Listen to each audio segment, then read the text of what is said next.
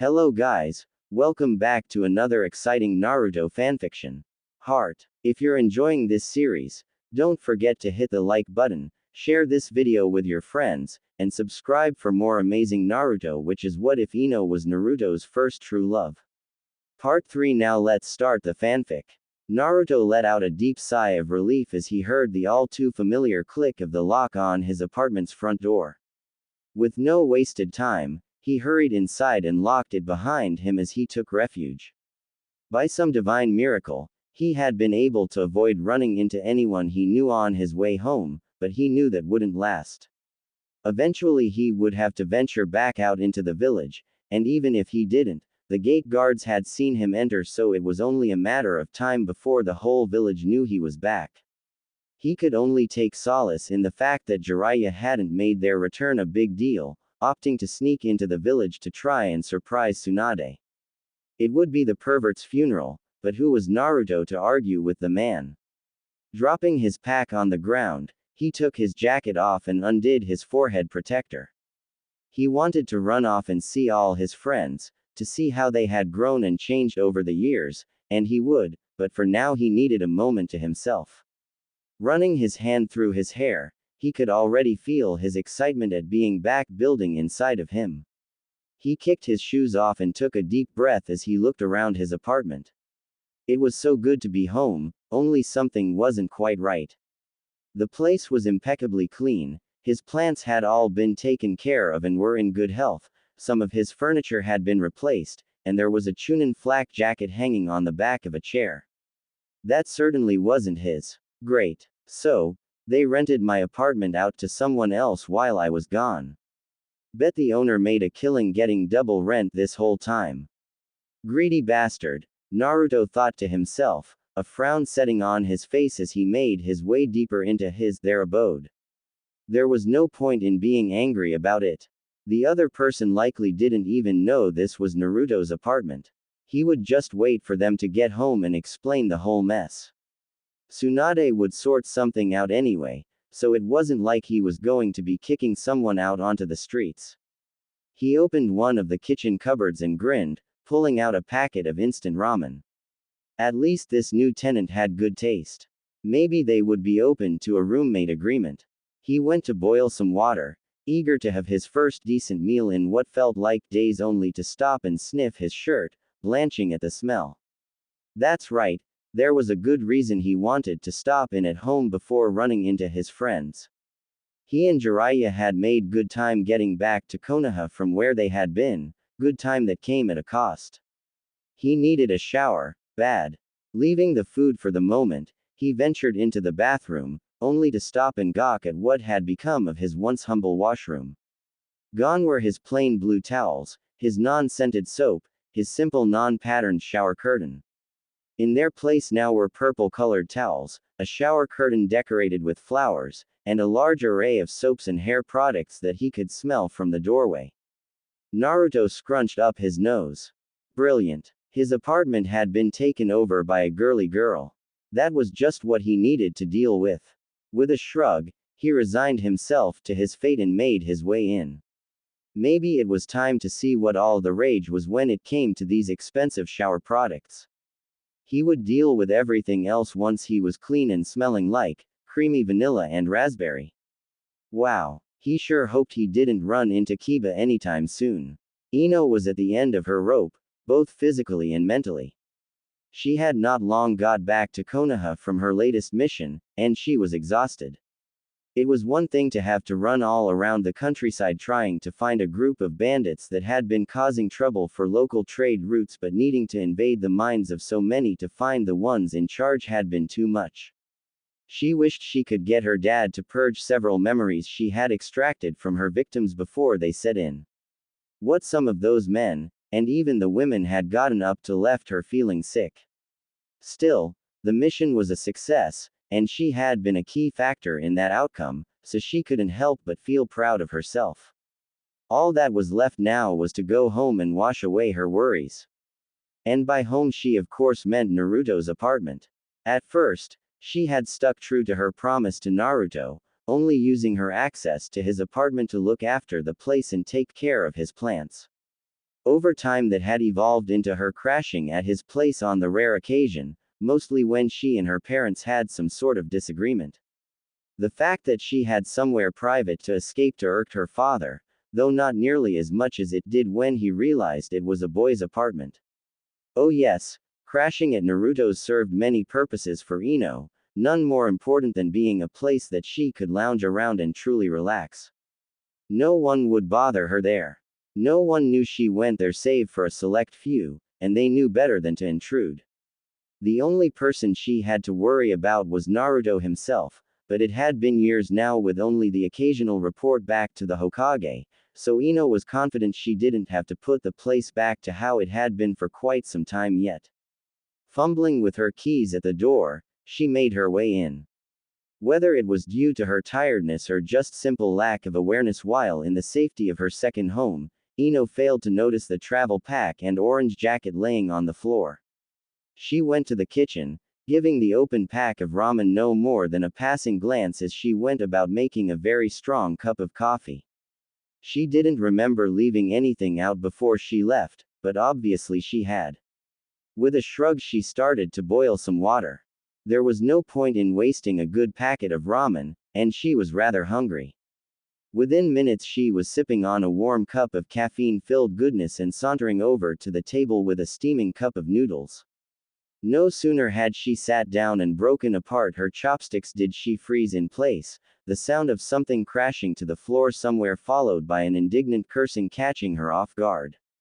Ino may have been taking some privileges with Naruto's home, but no one would say she wasn't extremely vigilant about keeping it safe and undisturbed by the hands of anyone else. Kunai suddenly in hand, she stalked her way silently out of the kitchen and down the small hallway, coming to a stop at the bathroom door. She frowned, the intruder having gone silent save for the barely audible sound of the sink faucet running, a thin wisp of steam escaping around the closed door and a shadow casting out through the crack underneath. Someone obviously thought it was funny to take advantage of Naruto not being here and use his apartment as their own little pad. Well, so was Ino, but she had permission, somewhat.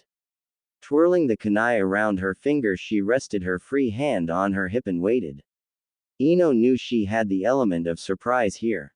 She could barge in and throw this person out with little to no effort. The only thing that stopped her was the risk of catching someone in their birthday suit.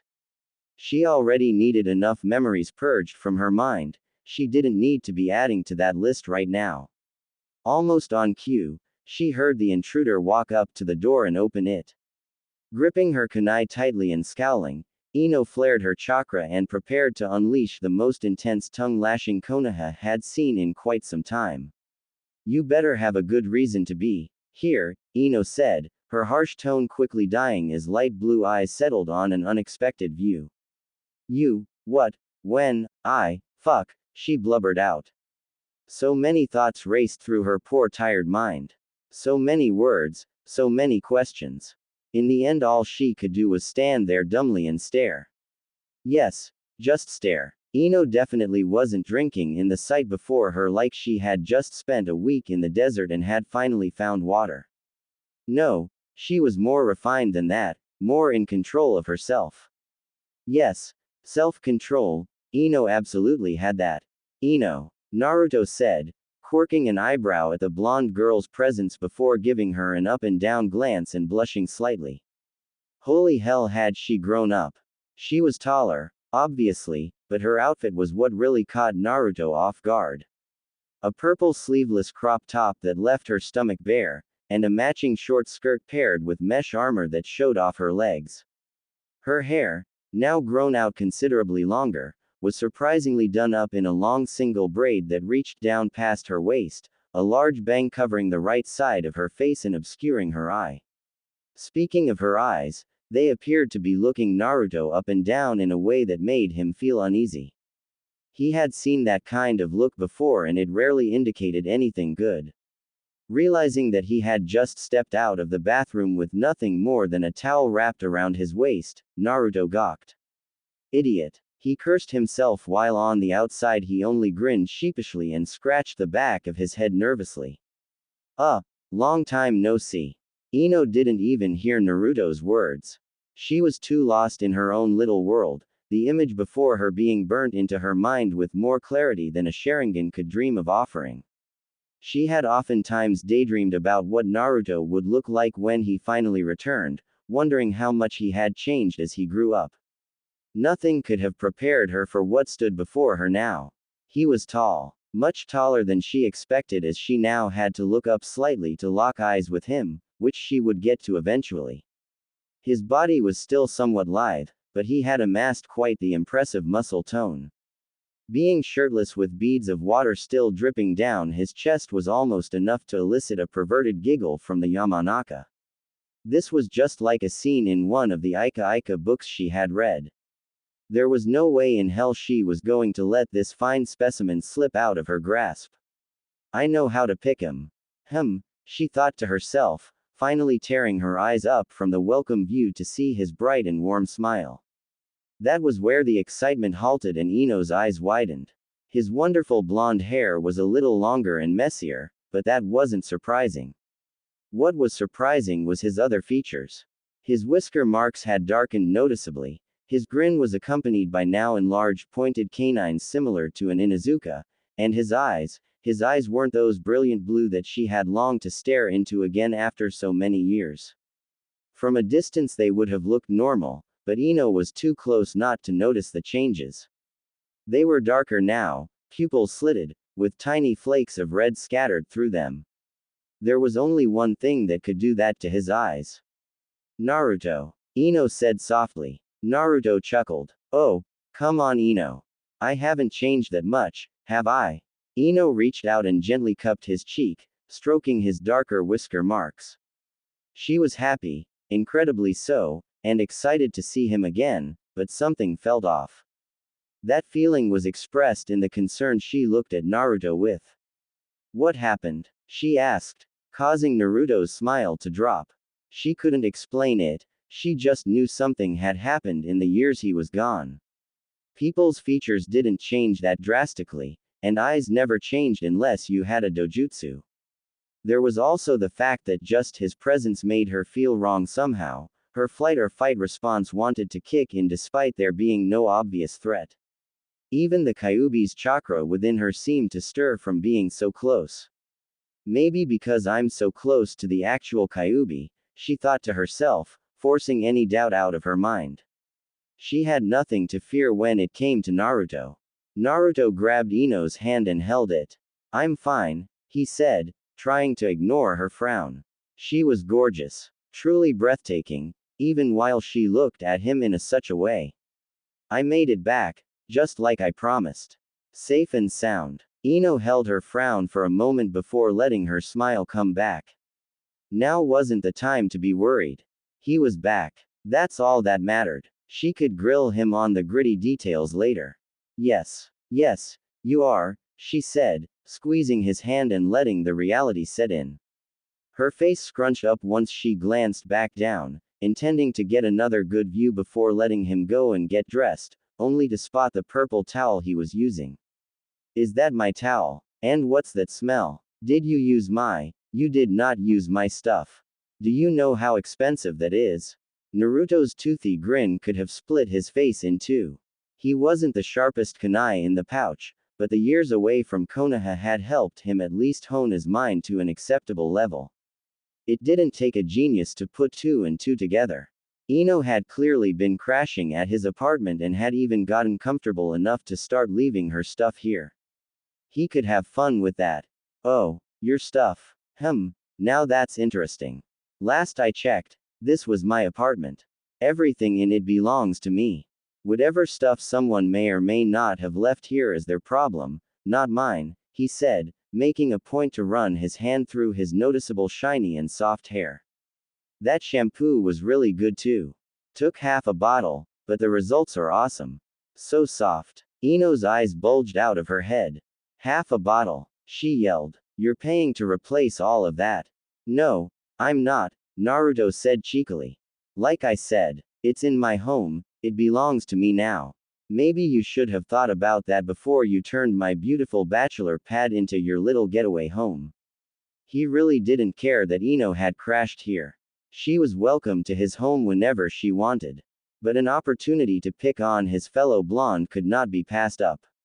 His reputation as a prankster demanded a call to action when such a moment was presented. Besides, Ino was very cute when she pouted. And pout she did. Arms crossed, eyes hardened, Ino could pout with the best of them. She knew he was right. She had no right to be angry, and he had every right to claim what had been unknowingly brought into his home. Not that she would back down. Spending years away from the village didn't earn Naruto any special treatment, and clearly not having seen her for years didn't get her any reprise from his craftier side. As quick-witted as Naruto may have gotten in his time away, there was one thing he clearly failed to get any better with, and that was choosing his words carefully. Naruto wanted to be cheeky. Well, two could play at that game, and Ino was the better player, hands down. Is that so? It all belongs to you now? She asked with a smirk. Naruto didn't pick up on the danger of her words and nodded enthusiastically. Sure does. Everything in your home. Yep. With a single purposeful step, Ino closed what little distance between them there was, making sure to keep a firm hold of Naruto's hand so he couldn't back away. With a glint in her eyes that would make Anko proud, she got right inside Naruto's personal space, to the point where all she could smell was her expensive body wash on him. Looking up at the now slightly flustered Jinchuriki, she battered her eyelashes at him and smiled. I'm in your home, Naruto. Do I belong to you now too? She purred, taking no small amount of delight in watching his face turn a bright shade of red.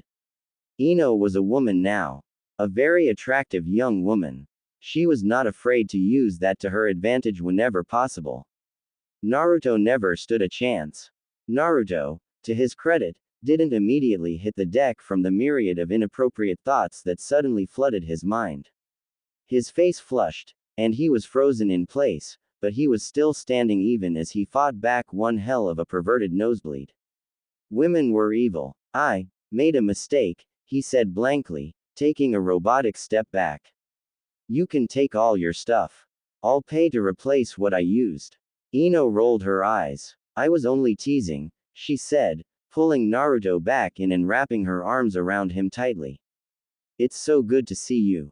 I missed you. I missed you too, Ino, Naruto said, returning the hug. Internally he did wonder if Ino was as aware of his state of undress as he was in this moment. I see you're a chunin now. Congrats. I knew you were awesome. PFF'd. After the hell that was our first chunin exam, the second time round was a cakewalk, she said, squeezing Naruto once more extra tight before stepping back. How was your trip? Learn much? See anything cool? Bring me back any presents? Come on, tell me everything. I've been dying to hear something, anything from you. Can I get dressed first? He asked, earning a blush from Ino. Ya no, unless you want me to stay like this. Ino's eyes lingered a little longer than they should have. Well, I mean, if you're offering. Naruto snorted as he walked past the Yamanaka. No, he grumbled. I'm not even gone for 4 years, and you've been corrupted. Why does everyone I'm close to have to be a pervert, seriously? And now you too. Get your head out of the gutter.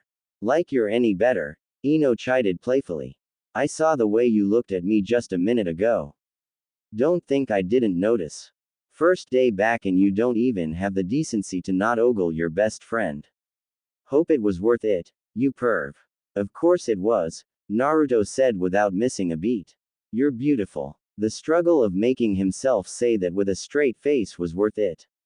While he would never allow himself to fall completely to the corruption of his sensei, Naruto would be lying if he said he didn't take the time to learn absolutely everything he could from the man. That included how to deal with a beautiful woman who would leave better men paralyzed. Ino was good at the game, he would give her that much, but Naruto had been taught by a legend. Sorry Ino, it was you or me, and I chose me, he thought to himself, watching as the girl in question went bright red and stormed away silently. He had won, though at what cost he didn't yet know. Damn, it was good to be home. Don't eat my ramen, it's mine. My house, my ramen. Bite me, Fox boy. Hey princess. No sooner had the words left his mouth did Jiraiya let out a yelp as he was forced to dodge a sizable book aimed for his head. What was that for? Tsunade glared at her old teammate.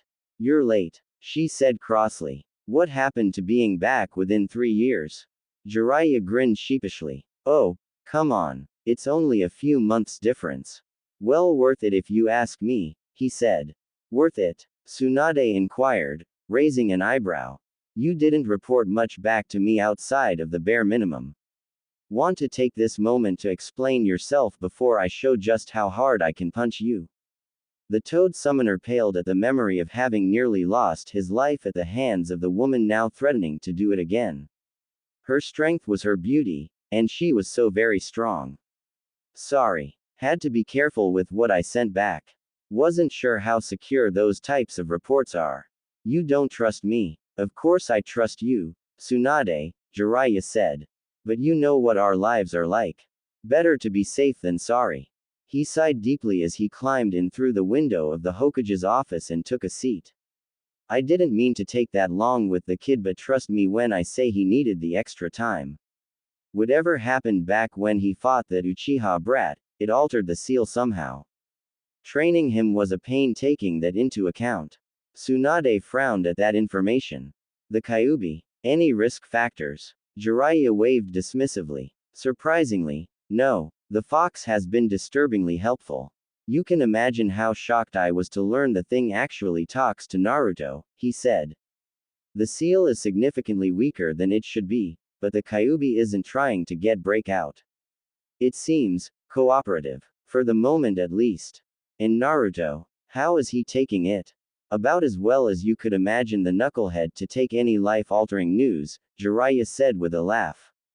Either way, he's fine, and the fox isn't a threat, so at least we can focus on more important matters for the time being. Tsunade didn't like to be reminded that there were other important problems to focus on. She longed for the days when giant nine-tailed foxes were the biggest of their concerns. Such simpler times. The position of Hokage was not worth the headaches. I assume Akatsuki are on the move again, she said, earning a nod. Figures. But that's fine, as long as you did your job properly. So, tell me, is Naruto ready? Ye of little faith, princess, he said. The brat is ready. More than either of us hoped he would be. It's a little scary to be honest. He isn't like his father. Naruto is a whole different animal. Speaking of, Tsunade grumbled, glancing over to the photo of the fourth Hokage hanging on the wall. That little secret isn't going to last. Naruto's little Yamanaka girlfriend, Ino, she still knows about Minato. I was going to have Inoichi erase it for good measure, but that's not an option anymore. The Kyuubi's chakra has melded with her, changed her. The only thing keeping Naruto from learning the truth now is her ability to follow my orders. You don't think she would tell him, do you? She's a teenager. Anything is possible. I don't think she is stupid enough to go running her mouth to the whole village. It's only a matter of time before she tells Naruto though. You need to break it to him first, Tsunade said. Jiraiya crossed his arms. I don't think it's the right time. The right time was years ago, Tsunade chided. Let's face it, Sensei was a fool for keeping Naruto and the rest of the village in the dark about this. He needs to know. He deserves to know. And you are his godfather, so you are the most qualified to explain to him why he had to grow up the way he did. I haven't told him I'm his godfather yet. Tsunade's eye twitched. Don't give me that look. Quote. Tsunade. The wood of the Hokage's desk, made from her grandfather's Kekkei Genkei and stronger than some metals, groaned under Tsunade's grip on its edge. It was taking a lot of restraint not to use the piece of furniture as a weapon to finally end her teammate once and for all. You idiot, she yelled. What the hell is wrong with you? Why not? It isn't the right time, Jiraiya said, sticking to his defense. I'll tell him everything, I promise. But it has to be when I know he is ready to hear it. You mean when you know that he won't try to take out his anger on you over it? Tsunade sneered. Was Jiraiya really that much of a coward? Face it, Jiraiya, there will never be a time when hearing the truth won't make him angry. But it will certainly help to hear it from you. Did you ever stop to consider what would happen if the Kyuubi is the one to tell him of his parents? The Yamanaka girl I can handle, should she be the one to tell him? But you just told me he has an actual voice in his head that not only knows who Naruto's parents are, but how they died. Can you even begin to comprehend how much damage this news could do to him if it comes from the wrong place? It hasn't told him so far. That isn't a good thing. The longer this drags on, the worse the outcome.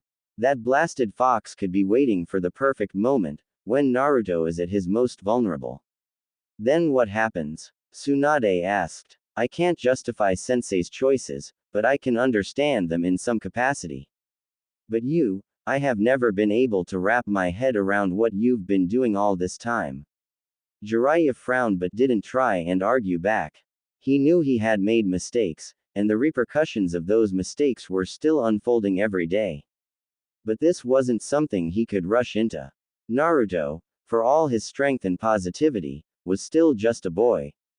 The seal was weakened, the Kyuubi's chakra now more easily accessible to him, and the whole thing was dependent on his emotions. It was a ticking time bomb. Dropping any kind of emotional turmoil on Naruto right now was just not a good move. I'll handle it, okay. Just give me some time and keep the Yamanaka from blabbing, he said sternly. At the very least he needed to put Naruto through the rest of his sage training.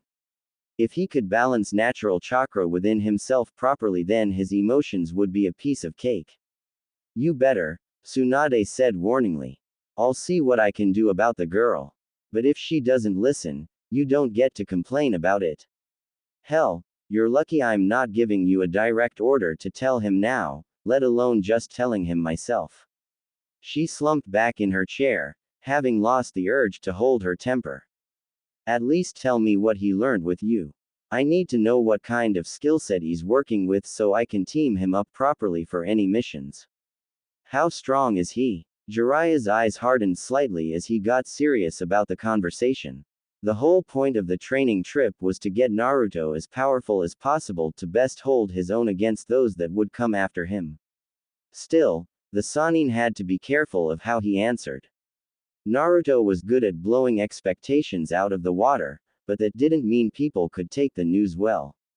If he goes all out, without losing control of the Kyuubi, he could give either one of us a run for our money, he said, no hint of exaggeration in his voice.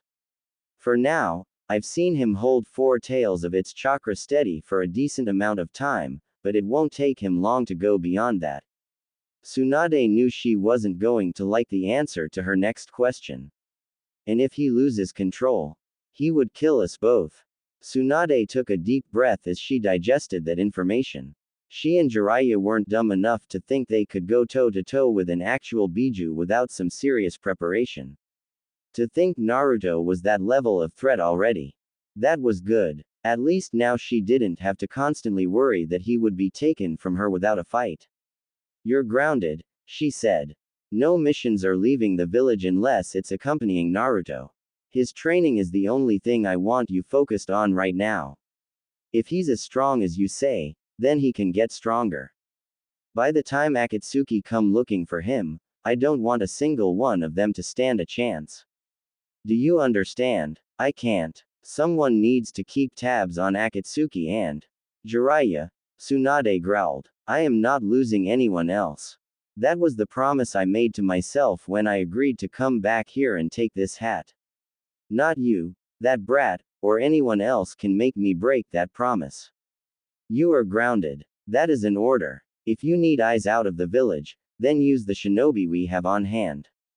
Jiraiya went to retort but was silenced by a glare. Tsunade was not joking around, not even a little bit. He knew a losing battle when he saw one. I'm going to go and make sure the brat isn't getting himself in trouble yet, he said, heading for the door. Let me know if you want to have a drink together later, for old time's sake. Tsunade knew she would likely take him up on the offer. For now, she had paperwork to deal with. Maybe she could burn it all and find a way to blame it on Naruto now that he was back. He did have a reputation for pranks after all. You know, when you said you wanted to show me something cool, this isn't what I had in mind, Ino said from her spot across from Naruto. They were in the middle of a training ground, both sitting cross-legged facing each other. Naruto in a deep meditative state, and Ino with a strange stick in her hand. She wasn't about to outright question her supposed role in this training, but did the stick have to be slimy? Seriously, where did he get this thing? Ino figured it was best she didn't know. Sorry, Naruto said, still sitting unnaturally still. I just wanted to see how well this works in the village. There's a lot of natural chakra here. Besides, I need to stay completely calm for this to work properly, and having you here with me is helping with that. Ino pouted. Listen here, Mr. Smooth Talker. You don't get to just waltz on back into the village and start flirting like you know what you're doing, she whined. I was supposed to be the one getting you all flustered when you got back. You're ruining my perfectly laid out plans. Not to say there was anything wrong with that in Ino's mind. The two of them had been playfully flirting with each other almost non-stop since he returned, and Ino was enjoying every second of it. They knew they liked each other. Now was just the time to have fun with that knowledge, albeit with the awkward addition of teenage hormones and less than pure thoughts. You plan to flirt with me? Duh, Ino exclaimed. I was going to rile you up so bad that you could barely stammer your way through our first date. It was foolproof. She would argue that it was more on principle than anything. She liked Naruto, and she still wanted that promised date, but she also knew what Naruto was like. He was annoyingly confident at times, and that would not fly. He needed to be a nervous wreck when on a date with the Ino Yamanaka, even if she had to help that nervousness along. She had an image to uphold. Ino had not turned down every single advance thrown her way over the past 3 years for nothing. Naruto smirked. You think I was going to risk coming back unprepared, knowing full well who you were training under while I was gone?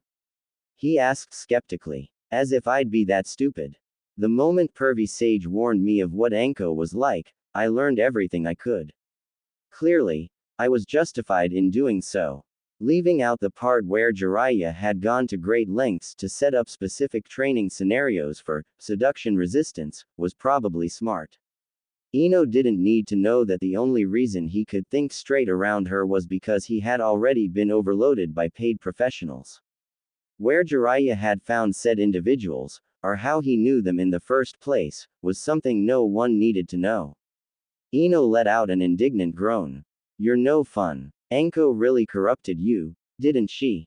As if Lord Jiraiya didn't do the exact same thing to you. He tried. But I'm awesome, Naruto said humbly. Now please, I need to be quiet for this. Ino leaned back on her hands and watched on in silence. It was strange watching Naruto sit so still and quiet. If Iruka were here, he would be trying to break out of a genjutsu. Evidently, Naruto had grown up in more ways than just the obvious. As time dragged on a little, Ino figured she would occupy her time with some meditation of her own. Naruto had vaguely described what he was trying to do, what withdrawing from the very essence of nature itself and combining it with his own chakra.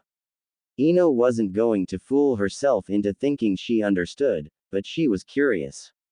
Over the years, Ino had discovered her proficiency in chakra sensing and tried to hone that ability like her father before her. It was part of what made the Ino Shika Cho trio so formidable. While her training with Anko had helped fill out a lot of gaps, there was a reason her and her team's clans stuck to the same formation. It worked, and it worked well. From this distance, Ino would have to be chakra blind to not sense Naruto in front of her. That wasn't what she was trying to do, however. If what he said was true, and he was drawing on an invisible, unnoticeable, outside source, then perhaps she could try and sense what was going on inside him while he did it. And so, mimicking Naruto, Ino took a meditative pose and focused. As she had thought, sensing him wasn't hard. It was impossible not to sense him. Ino knew Naruto had a lot of chakra, but holy crap, that was a lot of chakra. Even without the Kyuubi, he was a walking ocean of power. Speaking of that troublesome fox, Ino could sense that too. It was a weak flicker of a sensation, something that she would attribute to only being able to perceive thanks to her own intimate connection to the foul chakra. The seal holding it was of amazing design. Ino was confident that only those who knew what they were looking for, or those with absurd sensing abilities, would be able to ping Naruto as a Jinchuriki. As for this so-called natural energy, Ino was drawing a blank. She couldn't feel anything around them, or anything else within Naruto. His chakra was doing some funky stuff as far as flow and trying to mold itself in a weird way, but that was it. And then he started to fade. No, that didn't sound right. He was still there, she could sense that much. His chakra was just different all of a sudden. It was melting, flowing into everything around them. That didn't make sense. Ino opened her eyes and gasped. Naruto was changing, physically, right before her eyes. His right arm was now discolored, fingers webbed, strange warts forming on his skin. Even his face was starting to disfigure. Was this what was supposed to happen? Naruto. You okay? Ino asked carefully. Naruto opened his eyes, one now noticeably toad-like in appearance, and looked down at his deformed arm with a frown. Yeah, this happens. Still don't have it down properly, he said casually. Mind hitting me with that? Whack. Stick. Naruto rubbed his head with his now suddenly normal hand. Thanks. Ino smiled brightly and twirled the stick around playfully. Anytime, she chirped. Now, wanna explain what just happened? I might have to rethink our friendship if you're going to turn into a toad on me. Naruto took a deep breath and let himself fall back onto the grass. It's senjutsu. Pervy Sage has me learning it. Apparently once you master it, it lets you do some super cool stuff, he told her. Problem is, if you can't get the balance down right, you start turning into something. For me and Pervy Sage, we start turning into toads. If you mess up real bad, you turn to stone. That's where that fancy stick comes in real handy to knock the sage chakra right out of someone's body. Ino's smile turned as her expression darkened. Turn to stone, huh? As in die? She asked. Yeah, more or less. I think you stay alive in the stone. Trapped for all eternity or something. I dunno. I wasn't listening too hard when Fukasaku explained it, Naruto said. But it's cool so long as we have the whack. Hey. He winced as he nursed another sore spot on his head. What the hell? You could have died, Ino yelled, emphasizing each word with another not so light whack from the stick. It didn't matter that Naruto was blocking all of them. You do not involve me in your suicidal training exercises without warning me. You only just got back. Are you insane or just stupid?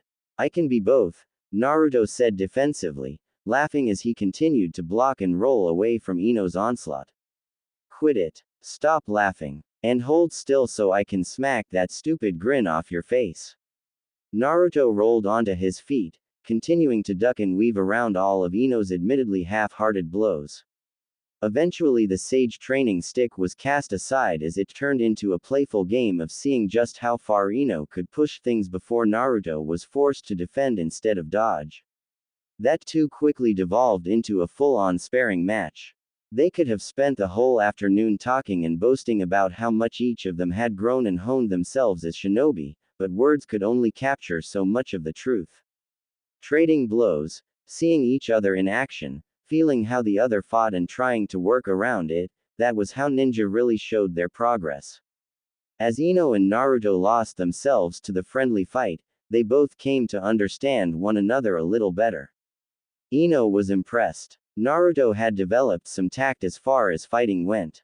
Before he had always tried to turn the tide of a fight to his own benefit as soon as possible and rely on his ability to be a battering ram. He had been an offensive fighter first and foremost. Now, however, he was relaxed and seemingly happy to stay on the defensive side of things. Ino wasn't fooled. She knew it had nothing to do with some apprehension or refusal to hurt her. He never had a problem putting her on her in the past. Naruto was watching and learning. taking his time to figure out how to beat her with the least effort. Guess he really did have a brain in that head of his after all. Naruto ducked under a kick aimed for his head and continued to backpedal across the field. Ino was fast. Sure, he was faster, but what Ino lacked in raw speed and strength she was making up for in fluid motion and relentless follow-ups.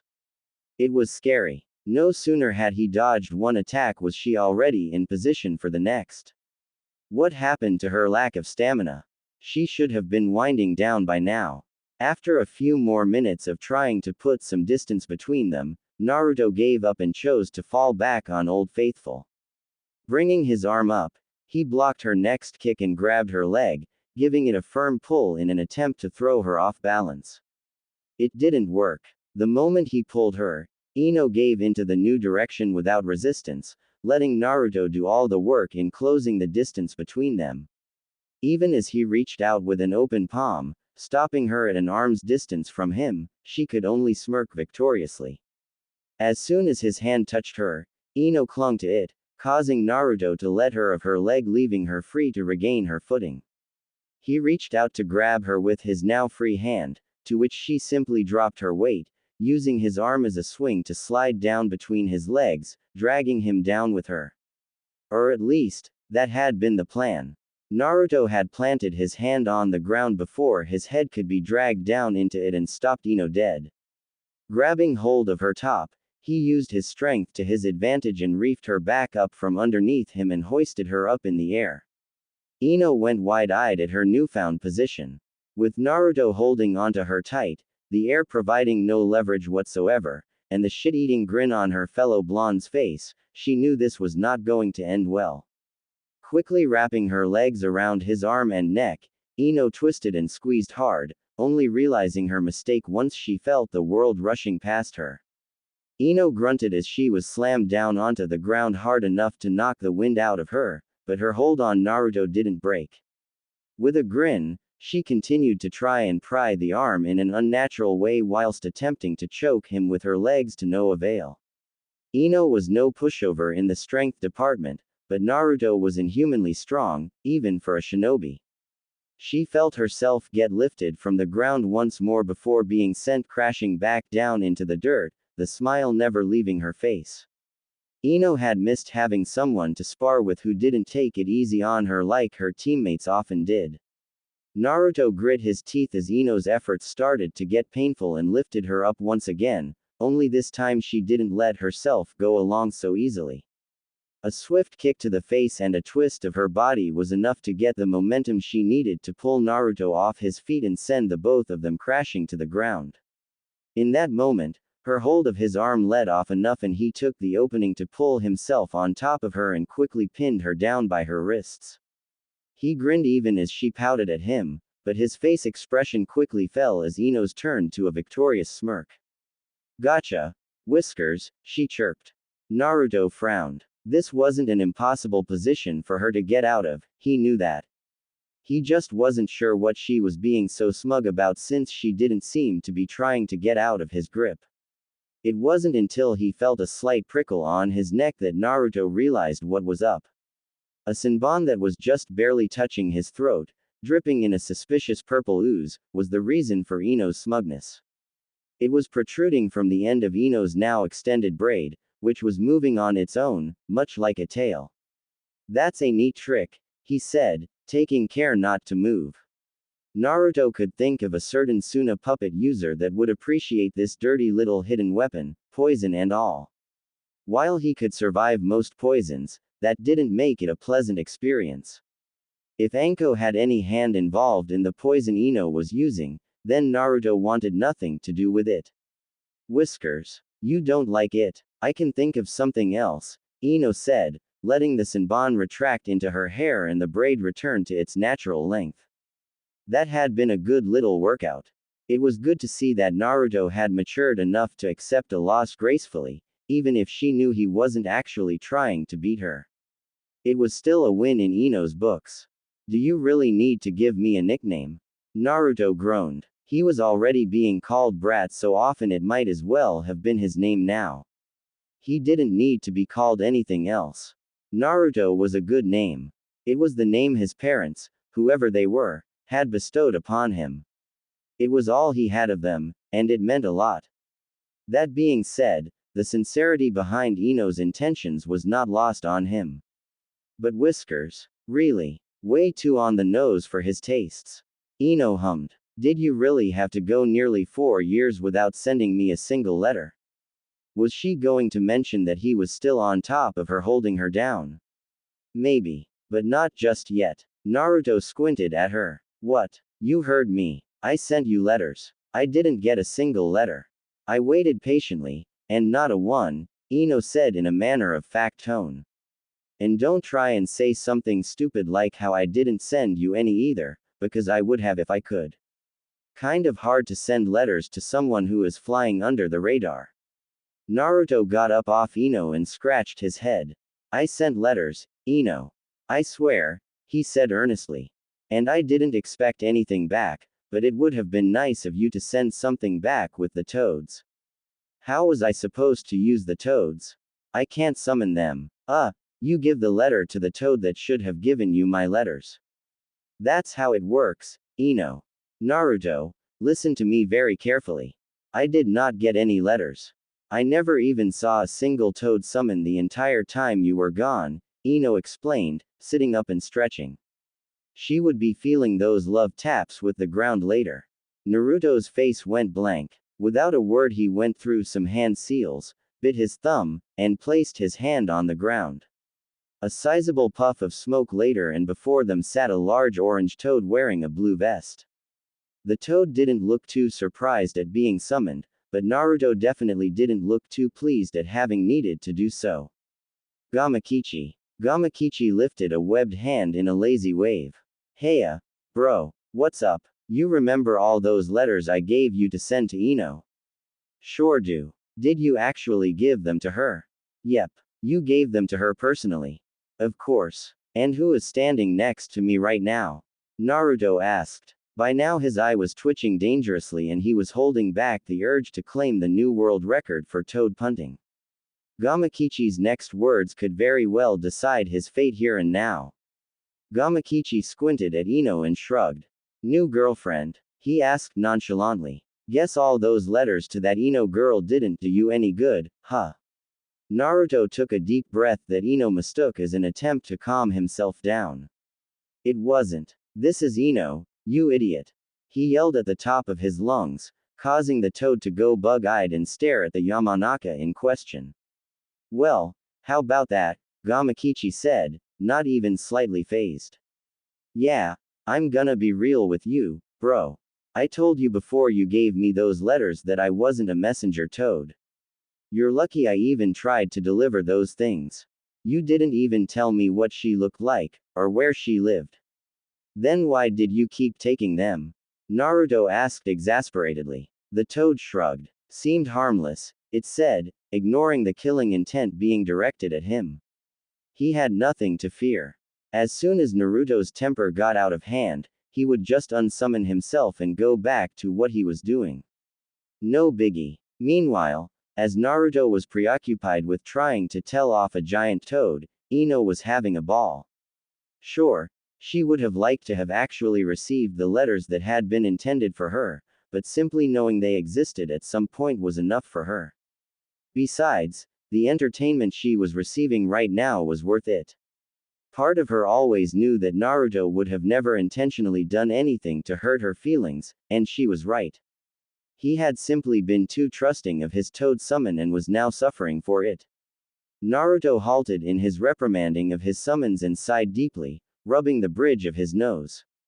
You know what? Forget it, he said. Go home. I'll sort it out. Gamakichi, still just as unbothered as he was when he first arrived, gave a mock salute. Sounds good to me, he said before disappearing in a puff of smoke. Naruto glared at the ground where the toad had been for a moment before turning to Ino with a defeated expression. Okay, so I did write to you. It just didn't work. I'm sorry, he said apologetically. Don't worry about it, Ino said. It's not like I was worried you had died or anything. Tsunade still kept me up to date whenever Jiraiya reported back. And it doesn't matter anyway. You're back now. We have all the time in the world to catch up. And there was much catching up to do. Ino hadn't even begun to plan out what she was going to tell him or how. A slight frown formed on her face as she realized there were still things she wasn't supposed to tell Naruto. She had promised Tsunade she wouldn't and sworn to herself she wouldn't break that promise unless she felt it was necessary. That meant she had to do some digging and figure out where Naruto was at mentally. She wasn't going to unload such secrets on him if he wasn't ready to handle them. How's the fox? Naruto clammed up at the question for a moment, forgetting that he didn't need to be so guarded about his Jinchuriki status around Ino. The years outside of Konoha had made him paranoid. Having to be so careful on the off chance that someone knew what they were seeing and were game enough to try and claim it for themselves would do that to a person. He's good. Kinda annoying sometimes. Still and though, he said, idly rubbing his stomach. His name is Kurama. Ino blinked in surprise. You named your Biju? Yeah, Ino. I named the immortal chakra demon in my stomach, he drawled sarcastically. Of course I didn't. That's his name. From, before. Before what? Good question. He won't tell me. Tell you what, if you wanna go for another dive into my head and ask him, be my guest, Naruto said. Maybe he will talk to you. No, I'm good, Ino said. 2 dives had been more than enough. Kurama, huh, so, you two are getting along somewhat. How does that work? Naruto groaned. Barely, he muttered. It works well enough. Well enough to keep him alive if he absolutely needed it, not enough to justify using it often. The constant flow of the Kyuubi's chakra was a good bonus, especially after his seal weakened and the flow increased. Jiraiya still hadn't explained why his seal had weakened to begin with, but it didn't seem to be a problem, so Naruto let it be. Ino was a mind reader, but she didn't need to read Naruto's mind to know he didn't want to delve into a conversation about the Kyuubi. Some things were best left for a later date. Well, I think I've hogged you all to myself long enough, she said slyly. How about we go and get you caught up with some of the other rookies? I can already sense where Kiba, Hinata, and Shino are. Naruto smirked. You don't want to keep me to yourself. Interrogate me on everything and all that. There were some sore points from his travels, and it would be uncomfortable talking about everything. For Ino, however, he would do it. She had known everything about him before he left, and he would make sure she knew everything about him now, so long as she wanted to. Naruto didn't want to get ahead of himself, but he had a pretty good feeling she wanted to. The lack of secrets between them was what made their friendship so important to him. Nah, you deserve a break. I can get you back later, she said, motioning for him to follow along with her.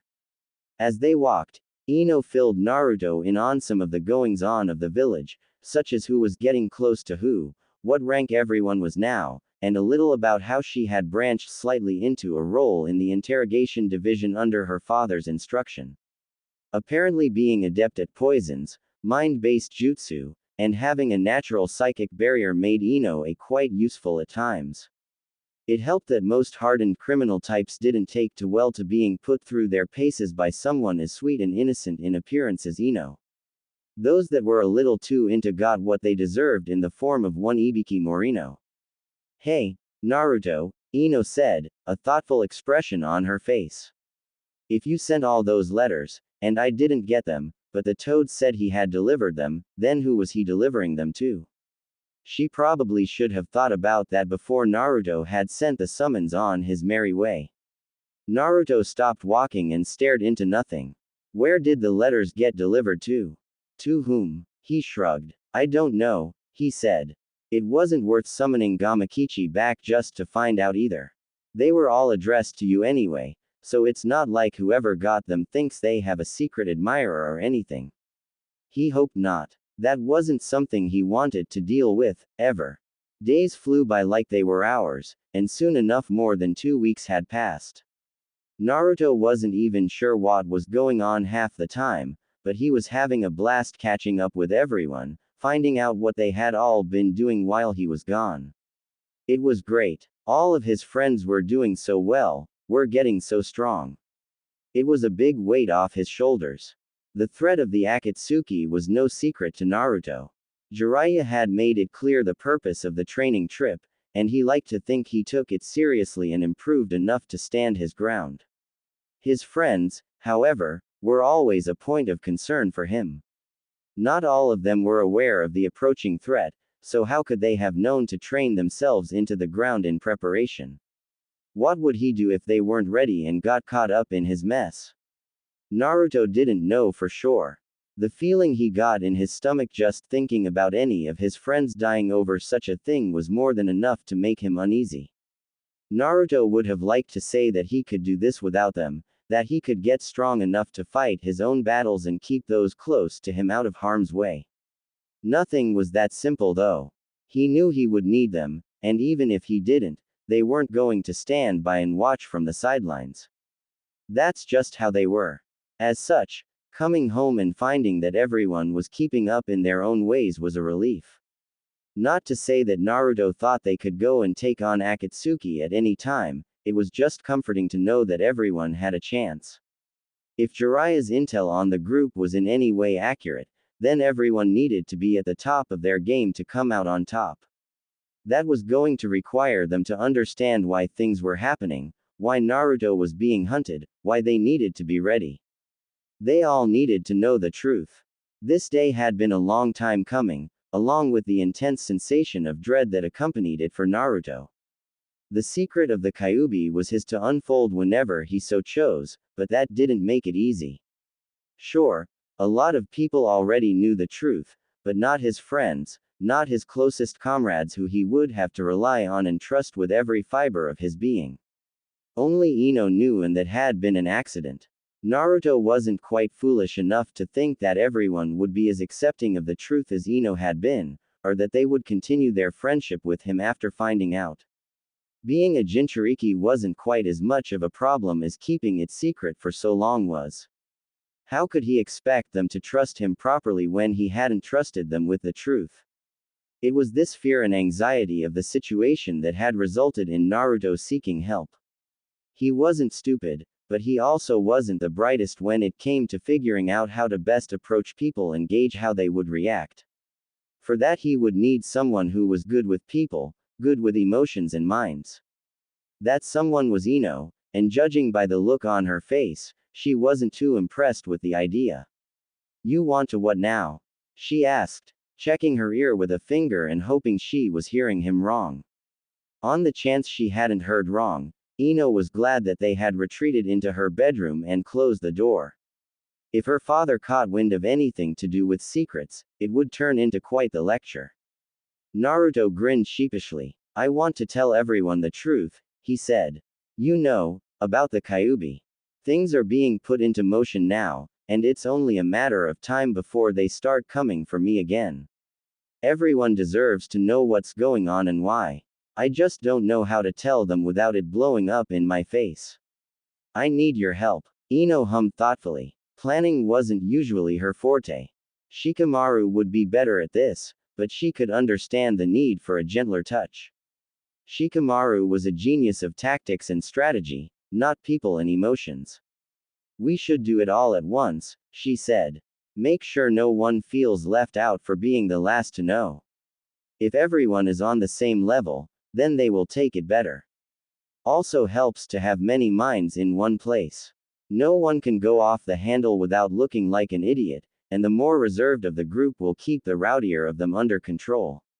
That was assuming anyone even took the news in a negative light anyway. Ino had confidence that none of the rookies would turn on Naruto for keeping his secret. "Good idea," Naruto said. "But that means we will have to wait for everyone to be back in the village at the same time. I don't know if we have that sort of time. I don't want anyone being caught off guard. We could get Tsunade involved," Ino suggested. "She can organize the missions and make sure we get a window where everyone is back in the village for this. You'll just have to make sure you let her know how important this is to you." Naruto nodded. "Yeah, Granny Tsunade will help out for sure," he said, letting himself lean back against the wall that Ino's bed was pushed up against. Why would she settle for crashing at his place so often when she had such a soft mattress here? So, who do you think is going to take it the worst? Ino grinned. Kiba for sure, she answered. He still hasn't gotten over the way you beat him in the Chunin exams. He will take this information way out of proportion and try inflating his ego with it. Surviving a fight with the Jinchuriki of the greatest of all Biju is no small feat, you know. She laughed at the mental image of such a thing. Kiba was a good guy, but he really needed to ground himself sometimes. I'm pretty sure Shikamaru already knows somehow. You told him? Of course not. He's just a know-it-all. If he hasn't figured it out on his own by now, then I will lose a bit of respect for him, honestly, Ino said. Shino and Hinata will just accept it as is. I don't think they would care either way what you have inside you. Choji won't even blink as long as you feed him first. The only real unknowns are Team Guy and Sakura. Now there was an interesting thought. How would Sakura react to learning that her teammate, someone she had come to trust and work alongside, was hiding something like the Kyuubi? Ino wasn't sure really, but it would be fun to watch what happened. Naruto's eyes widened slightly at the mention of Sakura. He hadn't even considered how she would react. She was scary enough before her training with Tsunade, but now, well, Naruto had seen her in action during their friendly little team fight against Kakashi a couple of days ago. He would much prefer not to get on her bad side, ever. I think Lee will be the worst of them. Neji and Tenten are level-headed. Sakura though, Sakura will be fine. She knows you the best, second only to me, Ino said, a little proud that she had that over her childhood rival. Sakura may have gotten the chance to apprentice under a Sannin, but Ino would endeavor to win at the finer facets of life. Sasuke would have taken it well, I think, Naruto said solemnly. He might have gotten a bit worked up about it, but I'm sure he'd come around. Ino frowned. You know I don't like anyone talking about him around me, she said. She didn't care what his reasons had been for leaving, or what may have been affecting him to do so. Sasuke had made his choice, and in the process had nearly taken Naruto from her. Ino wasn't sure if she could ever forgive her former crush for that, even if Naruto wanted her to.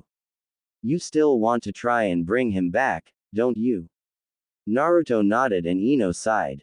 Look, I get it. You're just that kind of guy, and that's great.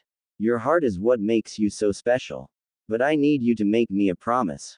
A promise? Naruto asked curiously. Ino reached over and took a hold of his hands gently.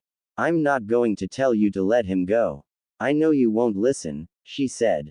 If you have to try, if you need to go after him, then please, just promise me you won't risk your life for his.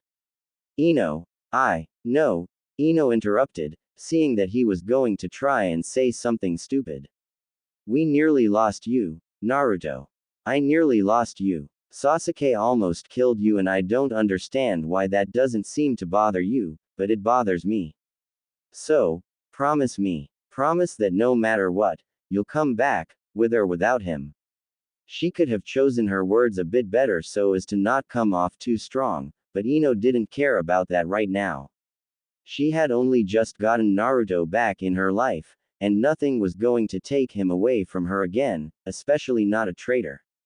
Naruto smiled and squeezed her hands. He had promised Sakura that he would bring Sasuke back, but that had been years ago now.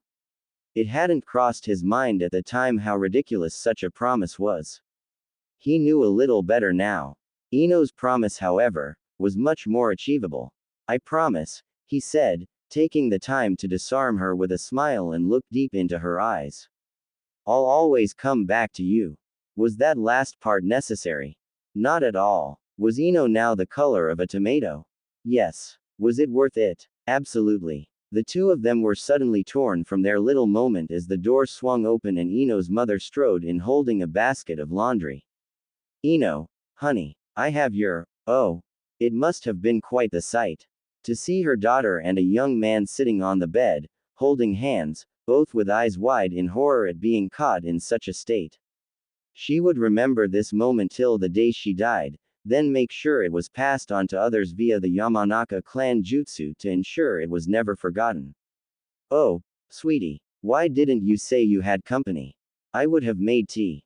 Ino glared at her mother. I thought we had an agreement on knocking before coming into my room, she said irritably. We did, but that was before you started sneaking boys into the house, her mother said pleasantly before turning her attention to Naruto. And you are. She didn't need him to answer. Everyone knew who Naruto was, as well as his reputation. But manners were manners, and she wasn't about to let her daughter consort with just anyone, no matter how much her husband assured her the boy was trustworthy. Oh, sorry. I'm Naruto. Naruto Uzumaki. Naruto answered nervously, only now realizing he was still holding Ino's hands and quickly pulling them back. Somehow Ino's mother was more unnerving than her father. I didn't mean to sneak in, Miss Yamanaka. Himiko, the woman said. Miss Himiko. I just really needed Ino's help. I swear I won't sneak around your house again, Naruto finished with a nervous smile, doing his best to avoid the woman's scrutinizing stare. Himiko was having good fun making the boy squirm. It wasn't to last sadly as she could already feel her daughter's eyes burning a hole in her head. Well, Naruto, it's nice to finally meet you, she said pleasantly. I've heard so much about you from Ino and her father. It is good to finally have a face to go with the stories. Naruto did not find that very reassuring. What kind of stories? All good ones, I hope. Most of them. Ino groaned. Okay, Mom, you've had your fun, now quit tormenting him, she said, crossing her arms and staring expectantly at her mother. Her room was supposed to be private. Ino would be bringing up this breach to her father later, that was for sure. Himiko laughed and waved dismissively, dropping a basket of clean clothes on the floor, and turned to leave. I'm just playing, she chortled. But if you plan on bringing boys back home more often, then I would recommend you ask your father to put a privacy seal in here. We don't need to know what you get up to. Get out of my room. Ino yelled half-heartedly, launching a pillow at a suddenly closed door, the sound of laughter echoing down the hall as her mother retreated. Arg, that woman. Just wait until Daddy hears about this. She loved her mother, she really did. But sometimes there were days when she wondered why she was forced to suffer the woman's sense of humor. If it weren't for her father spoiling her all the time, Ino doubted she would have survived. Naruto chuckled at the display, not able to hold back a longing smile. Seeing moments like this were always special for him. Every family worked differently, and each had their own weird way of showing love. That being something Naruto had always wanted to experience, he often took the time to truly absorb these interactions whenever he had the chance to see them. I like her, he said. Ino huffed. Oh yeah, she's great. When she's not being a pain in my ass. But you still love her even when she is a pain, don't you? Obviously. She's my mother, Ino said, not entirely sure where Naruto was going with this. His smile was wide, but his eyes were lost. Naruto was searching for something that didn't exist. Memories he simply didn't have. He and Jiraiya had gotten close over the years, and he had a handful of people he considered close enough to be his family, but there would always be a part of him that longed to know what a real family felt like. Would he have argued with his own mother about privacy as well? It's nice, he said. Having these moments. Oh, Ino said, realizing what he meant. Suddenly she felt like the worst person alive. She of all people should have understood the importance of choosing words carefully around people. She might as well have rubbed the fact that she had a family right in Naruto's face. Hey, Naruto, what made you want to tell everyone about the Kyuubi? Yes, the Akatsuki were a thing now, and yes, he said he wanted everyone to be ready and on the same page, but surely there was more to it. He had allowed Ino to keep knowledge of the truth on a gamble that he could trust her. If he was taking the same approach this time, then he would have done it much sooner. It just feels like the right thing to do, Naruto said simply. I don't like secrets. If I wasn't away all those years, I would have told everyone sooner. I don't want any of my friendships to be built on a lie, and I don't want people fighting alongside me if they don't want to. You proved to me that I can trust people with my secret. Everyone should be free to make up their own minds about it too. Ino felt a lump form in her throat. But everyone has secrets, Naruto, she said. You are allowed to keep yours, just as everyone is allowed to have theirs. Right. It wasn't unfair to think all concepts of secrets were off the table now. Deep down, Ino knew that she was just trying to justify the secrets she was keeping from Naruto. She could hide behind the guise of the Hokage's orders all she wanted, it didn't change the facts, or the feeling of guilt at keeping such things from him. He was the most trusting and open-hearted person she knew. To keep a secret from Naruto felt unforgivable, even if she knew he would likely forgive her eventually anyway. That was the way he was, and Ino loved that about him. Damn it, Ino. Stop using the L word. Ever the embodiment of positive outlooks, Naruto didn't falter at her words. That's fine. I don't expect anyone to trust me. They just need to know that I trust them, he said. I hope everyone can learn to trust me, like you did, but I know better than to expect it. If their secrets affect me, then I trust that my friends will tell me. If not, then there's no harm, right? That was a kick in the guts if Ino had ever heard one. Naruto, Ino took a deep breath and prepared herself for what was about to happen. He would blow up, there was no doubt of that. It would cost her greatly, somehow, but she had to tell him. Naruto needed to know the truth. About her, about his father, that she trusted him as much as he trusted her. There would never be a good time.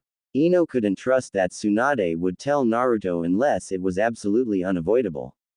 That was something Ino couldn't live with.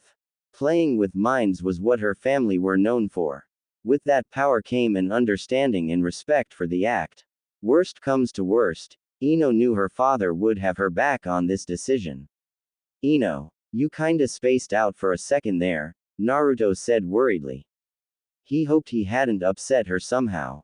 With a newfound resolve, Ino sat up and grabbed Naruto's hand again and leveled a serious stare at him. I need to tell you something, she said. You're going to be mad with me, and I will understand if you need some space afterwards. But please, know that I didn't want to keep any of this from you. I will probably get in trouble for telling you anyway, so.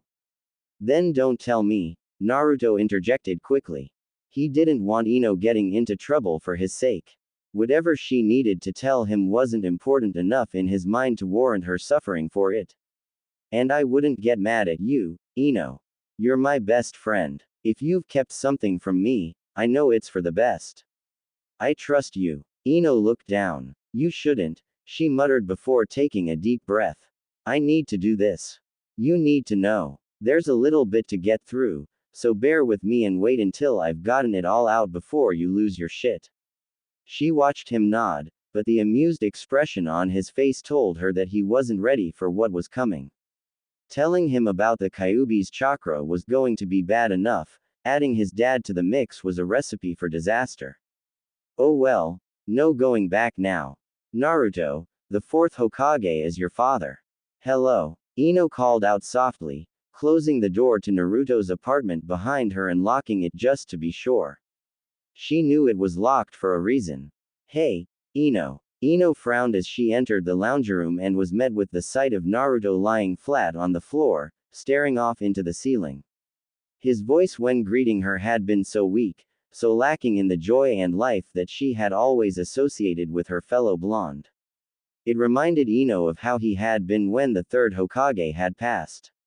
She glanced around, taking note of the numerous used bowls and empty ramen packets that littered the apartment. The place was a mess, and Naruto wasn't much different. He was still wearing the clothes he had on when he got back from Suna, clothes that were stained with blood and dirt, torn and burnt in more places than not. It was a miserable sight to say the least. Is it okay that I'm here? Ino asked. She knew letting herself in was rude, especially after everything that had happened. She just had to come and check on him, even if only for a moment.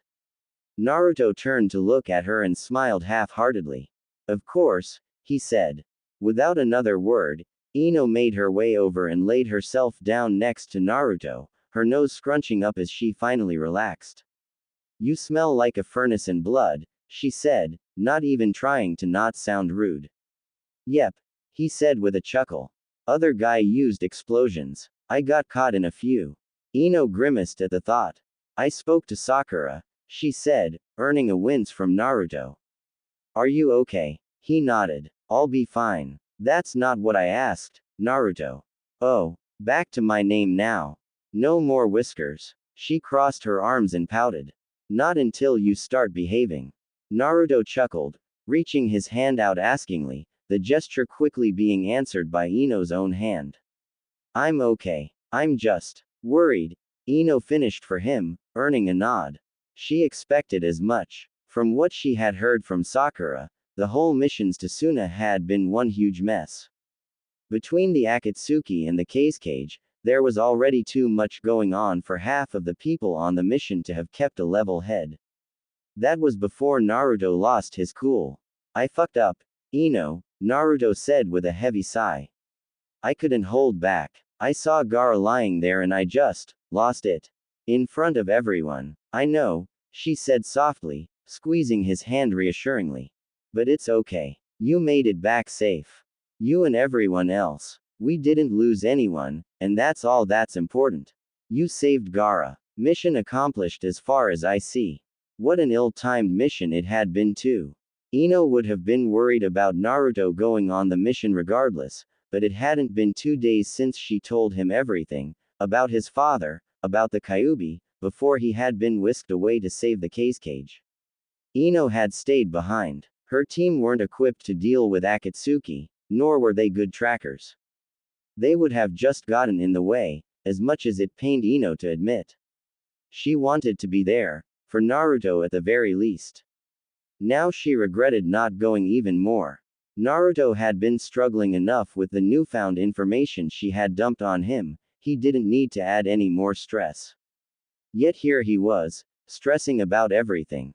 Everyone else, are they okay? Naruto asked. Ino nodded. Everyone is fine, she answered.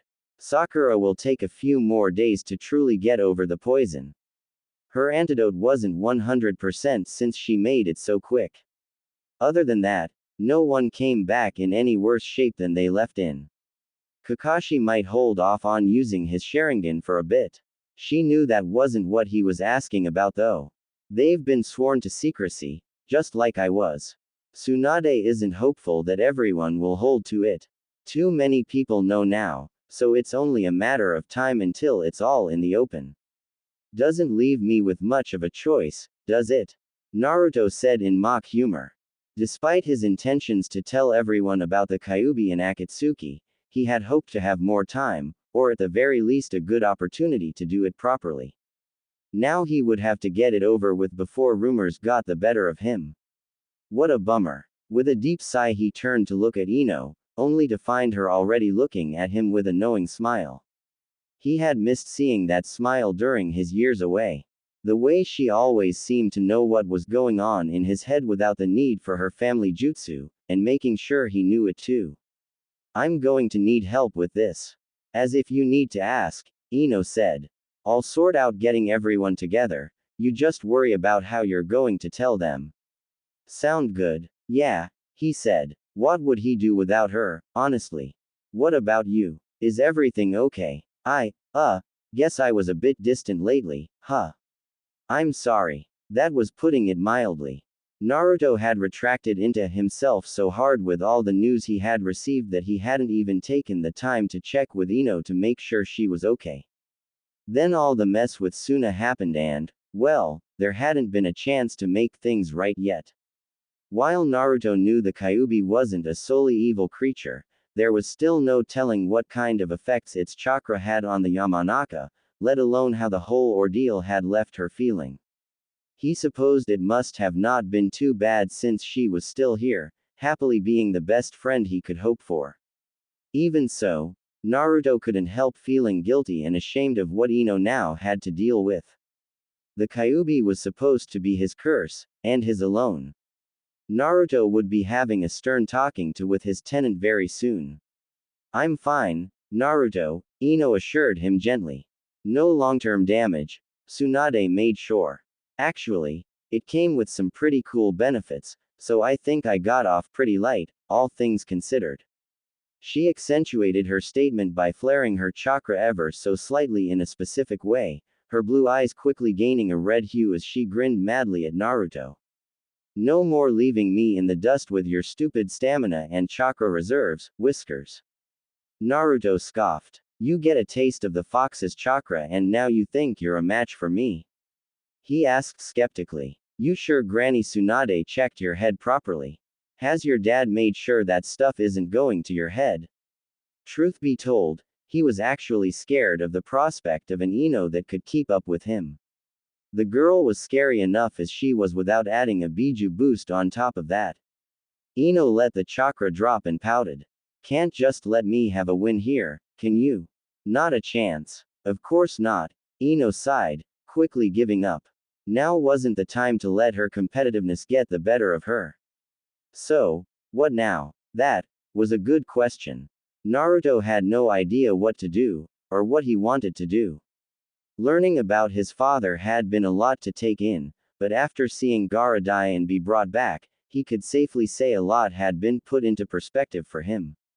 A younger, more naive Naruto would have shouted his newfound knowledge from the rooftops. He knew better than that, thankfully. Jiraiya had been the sensei to the fourth Hokage, and the third Hokage had been, well, the Hokage. Obviously, they both knew and chose not to tell him, which begged the question as to why. Naruto knew there had to be a good reason for the secrecy. There couldn't not be. All he needed to do was find out what it was, and things could go back to normal. I need to talk to some people. Figure out what's going on, Naruto said. Would you mind keeping things to yourself until I do that? Ino nodded. I wasn't planning on telling anyone anything, don't worry. Telling Naruto alone would likely get her in enough trouble as it is.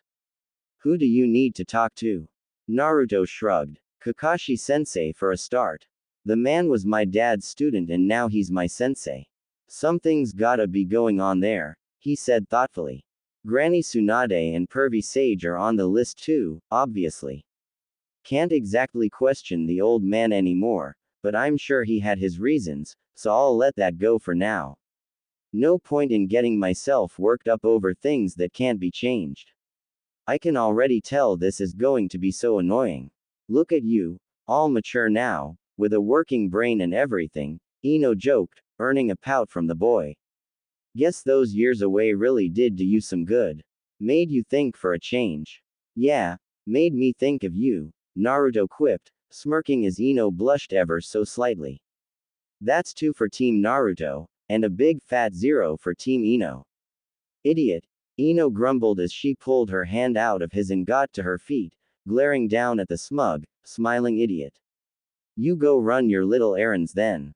I'm going to go and check in with everyone else that went to Suna and start planning that meeting. Come find me when you're done, she said with a huff.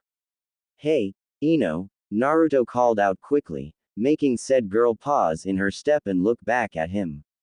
Still lying on the floor, he lifted his arms out in front of him and made an up gesture with his hands. Help. Ino narrowed her eyes. Absolutely not. Naruto chuckled and let his arms drop down. Worth a shot. Go have a shower already. I'm getting there. Finding Kakashi had been insultingly easy. The man was far too predictable outside of a battle. The moniker of wielder of 1,000 jutsu was hilarious when compared to his list of habitual activities. If the man couldn't be found doing one of 3 things within Konoha, such as reading questionable literature openly, being actively late for anything and everything he could get away with, or standing at the memorial stone for an infuriating amount of time, then he wasn't in Konoha to begin with. Naruto considered himself lucky that he had caught his sensei at the memorial stone, though admittedly that was before he was forced to sit around for hours waiting for Kakashi to leave. He didn't want to have this conversation in such an unpleasant setting. Eventually time got the better of him and Naruto took a deep breath to prepare before walking over to stand beside his sensei. Kakashi didn't react at his presence, probably having sensed him approaching. For several uncomfortable minutes the two simply stood there silently.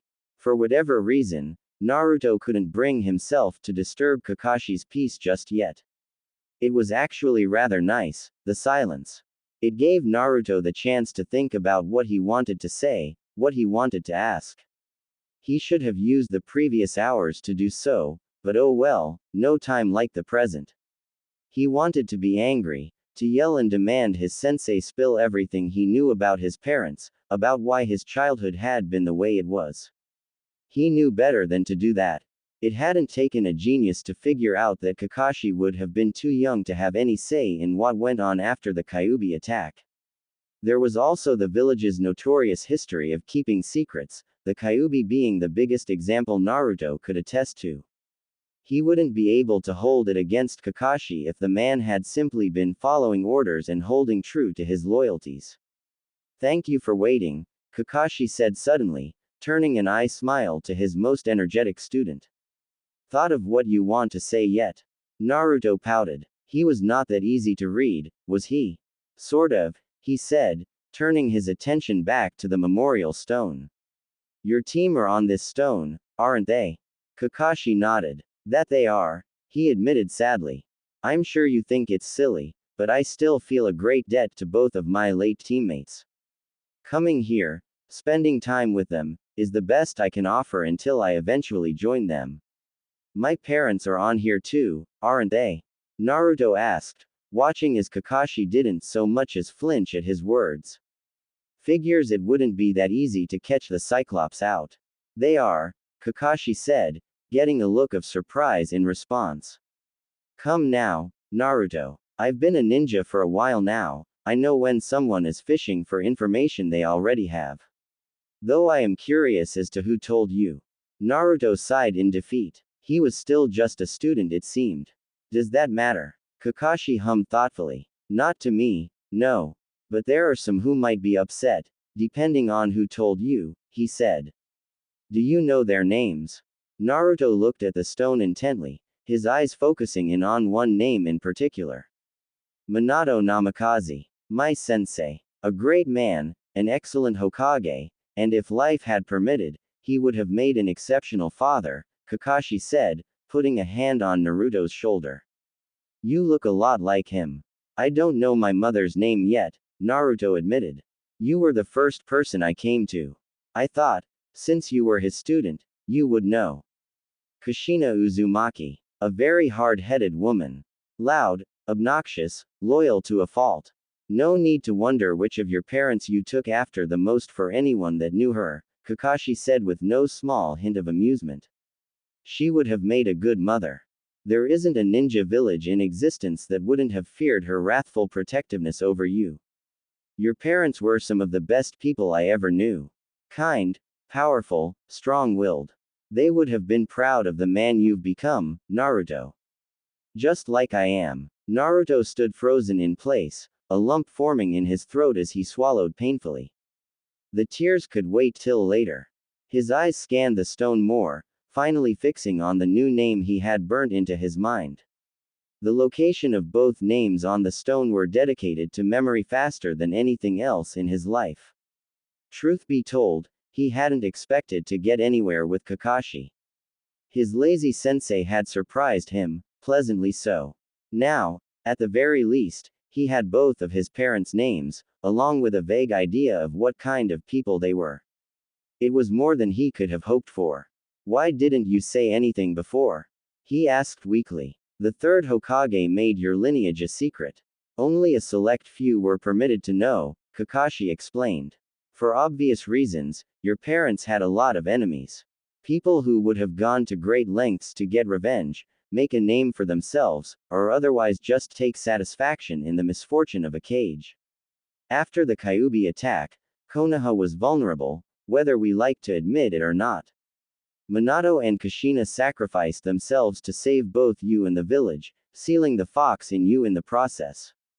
Had word gotten out that they had a son, a Jinchuriki no less, and neither were alive to protect him, there would have been no shortage of people, whole villages even, storming our gates looking to claim you for themselves.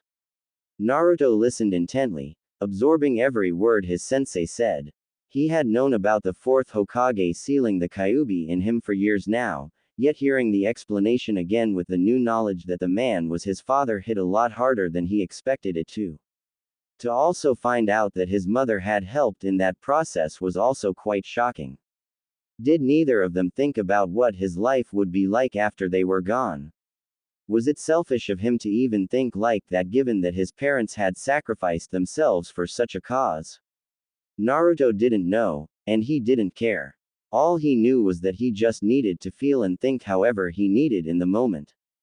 Get it all out of his system while he had the chance. The silent tears weren't letting themselves be held back anymore.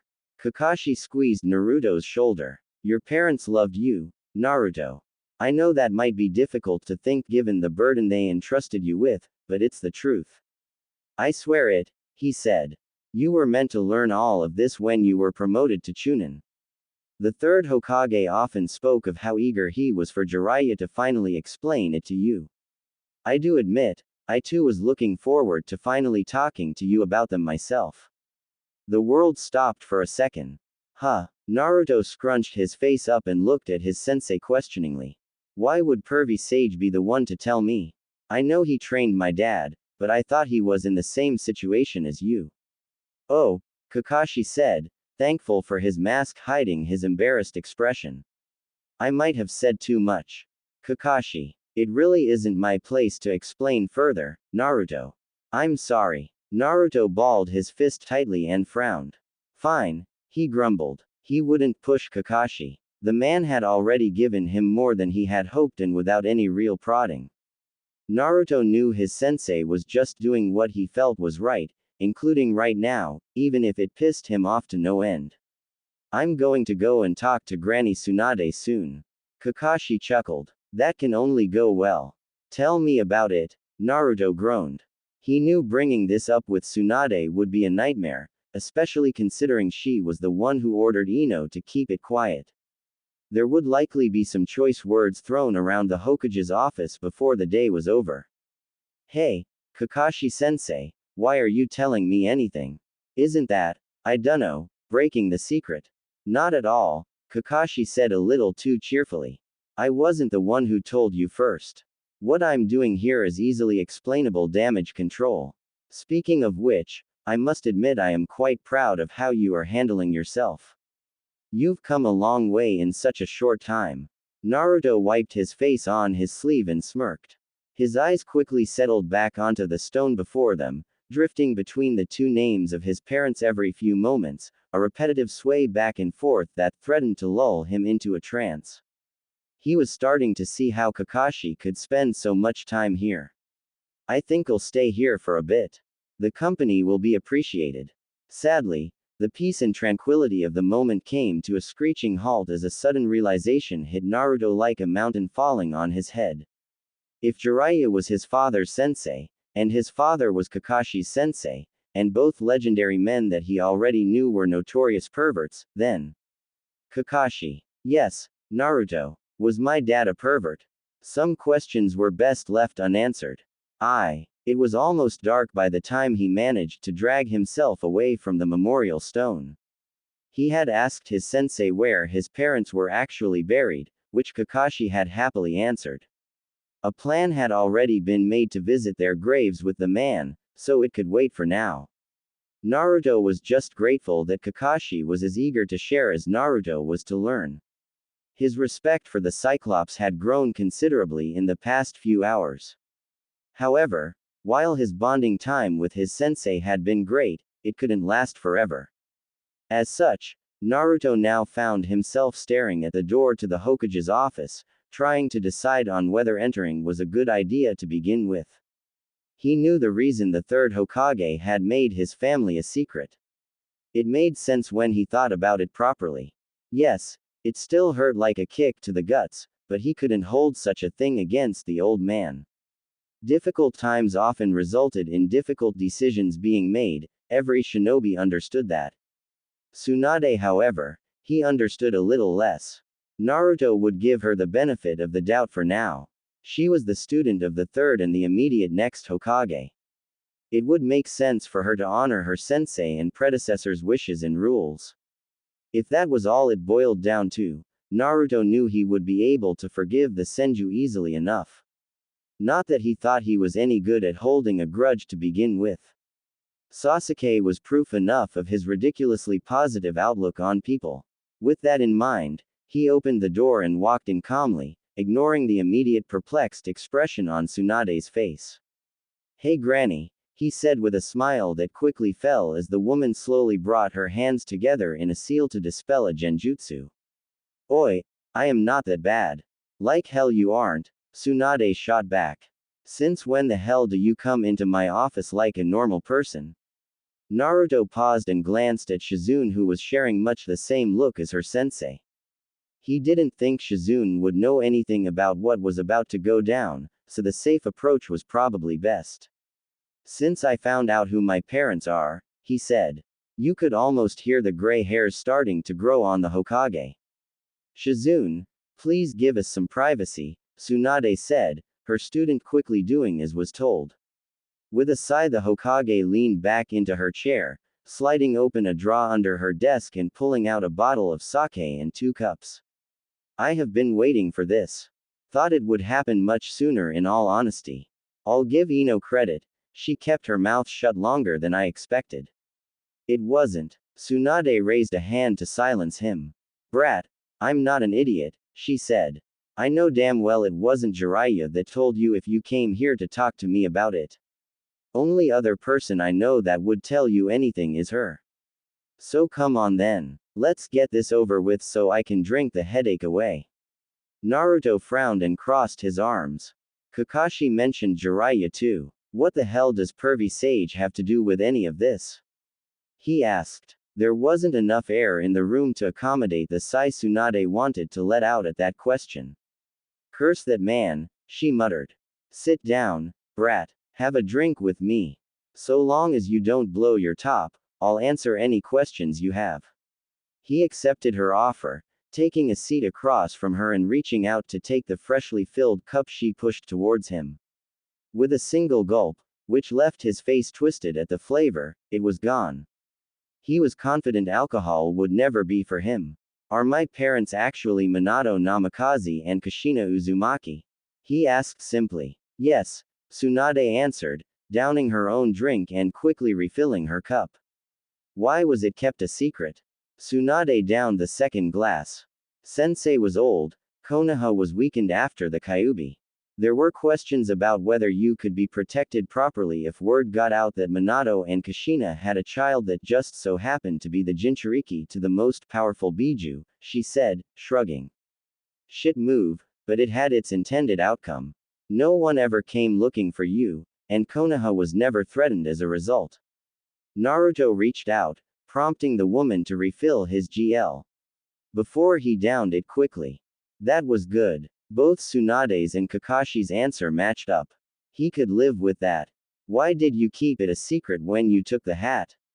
I don't have a good answer for that," Tsunade admitted solemnly. "I could say I wanted to respect Sensei's wishes and wait until you were strong enough to look after yourself. If that were true, I would have told you a while ago." She downed another. "Truth is, I didn't want anything to do with it. I wasn't here when the decision was made, so I didn't feel it was my responsibility to undo it. Sensei should have been the one to tell you, years ago. I thought Jiraiya would have made the right choice and brought you up to speed while you were out on the training trip, but I guess I put too much faith in that idiot to do the smart thing." "So, Jiraiya knew all along." Tsunade downed 2 more cups in a row before grimacing. "Naruto, who do you think Jiraiya is to you?" she asked. Naruto quirked an eyebrow. "My dad's old sensei, and now my sensei," he said. "I figured he knew, and that he was just trying to do a good thing by teaching me like he did my dad." He frowned as Tsunade's expression only got more miserable. "He's more than that, isn't he? Your parents were quite fond of my foolish teammate. Minato basically treated him like his own father. When they found out you were on the way, well, they practically jumped at the chance to expand their little family in any way they could, Tsunade said. They named Jiraiya your godfather. The cup in his hand strained under his grip, but he was able to control himself enough not to break it. That had been unexpected. Suddenly the years spent training under the sage had an entirely different feel to them. All those fond memories now tainted by the knowledge that he could have had that earlier in his life, that he could have had someone, that he was supposed to have someone. This whole time he thought he was completely alone, only to find out that the closest thing he had to proper family was right under his nose. The man hadn't so much as hinted at his relation in the years he had known him, not once. Was that all a part of the secrecy, or was it Jiraiya's own reasons that had him withhold so much? The bubbling rage that threatened to flood his body told him that it didn't matter in the end. All that mattered was that he had been alone when he shouldn't have been. All that suffering for no good reason. Or at least no reason Naruto would accept. You're pissed, I get it. But try to keep a level head, Tsunade said, interrupting his thoughts. There were a lot of things at play during your childhood. Even if Jiraiya wanted to be here for you, it would have caused more problems than it was worth. The world would have caught on to who you were pretty quickly. Konoha also had to make sure they didn't look weak, and that meant keeping our heavy hitters out in play. I know it seems like no one was thinking about you at the time, but trust me, you were always the priority for quite a few people here, you just weren't the biggest problem they had to deal with. Naruto wanted to call bullshit on that. He wanted to scream and yell, throw a tantrum and break everything in his path to hunt down his godfather and put his foot so far up the man's that every perverted thought the sage had would have to tiptoe past his shoe straps. Alas, he couldn't do that, not anymore. While as a child he had no reason to hold back on his emotions, now he had two really good ones. His parents would have wanted him to be better than that. Life was easier when they were just nameless, faceless shadows. Now he had names to live up to, an image to uphold. The fourth Hokage was a legend across all of the nations. It would be an insult to his father, to his childhood hero, if he carried on whichever way he wanted. Damn, I definitely hang out with Ino too much, he mused internally. Not that he minded. Ino had been a good influence and would continue to be for so long as she would put up with him. With any luck she could teach him how to act a bit more presentable, more fitting for a Kage's son. Oh yes, Naruto was sure Ino would have far too much fun trying to straighten him out. Naruto, I'm okay, he said, taking a deep breath to calm down. Sorry, it's a lot to take in. That was an understatement. Today had been a complete mind melter. If this had happened when he was younger, Naruto wasn't sure how he would have handled it. Not well, that was for sure. Tsunade smiled sadly at him. Any more questions? She asked softly. Naruto shook his head and put his cup back on her desk. I think I have enough to think about for one day, he said. But, if it's okay, I'd like to come back to talk to you when I'm ready. Ino told me about the Kyuubi stuff too and I want to make sure everything is okay on that end of things. Of course. Whenever the two of you are ready, just come and find me. Thanks, Granny. I'm not that old, brat, she huffed. Yes, you are. Tsunade sighed deeply. Illusions aside, she was really beginning to feel the years weighing on her. Yeah, guess I am. Does that mean you'll drop the henge? Ha, not on your life. It had taken longer than expected, along with a tad more effort than Ino thought would have been necessary. But in the end, she had succeeded in roping everyone together for a surprise meeting. She had been a little surprised when Naruto had dropped by to say he wanted to get it done as soon as possible. There had been something in his eyes that told her that his desire to speed it up may not have been the best idea, though she wasn't about to argue. Almost everyone was currently in the village, so there was no time quite like the present for Ino to work her magic. The only ones missing were Team Guy. Since the events that occurred in the recent mission meant they already technically knew, Ino didn't think it would be a problem. Sakura also knew, but she had shown up to support her teammate in this moment, much to Ino's delight. So, there she was, in Naruto's apartment, currently babysitting the rest of the Rookie 9 while they waited patiently for Naruto to show up. And when she said patiently, she really meant that there wasn't much holding back the tension currently growing in the small apartment. Most of the rookies were pleasant enough and happy to wait, but some were more annoying than they were worth. The sound of the toilet flushing, and the bathroom door opening, drew Ino's thoughts back to the biggest annoyance of them all. Hey guys, you should see how girly Naruto's bathroom is, Kiba said, a big stupid grin on his face as he held up a small bar of soap and sniffed it.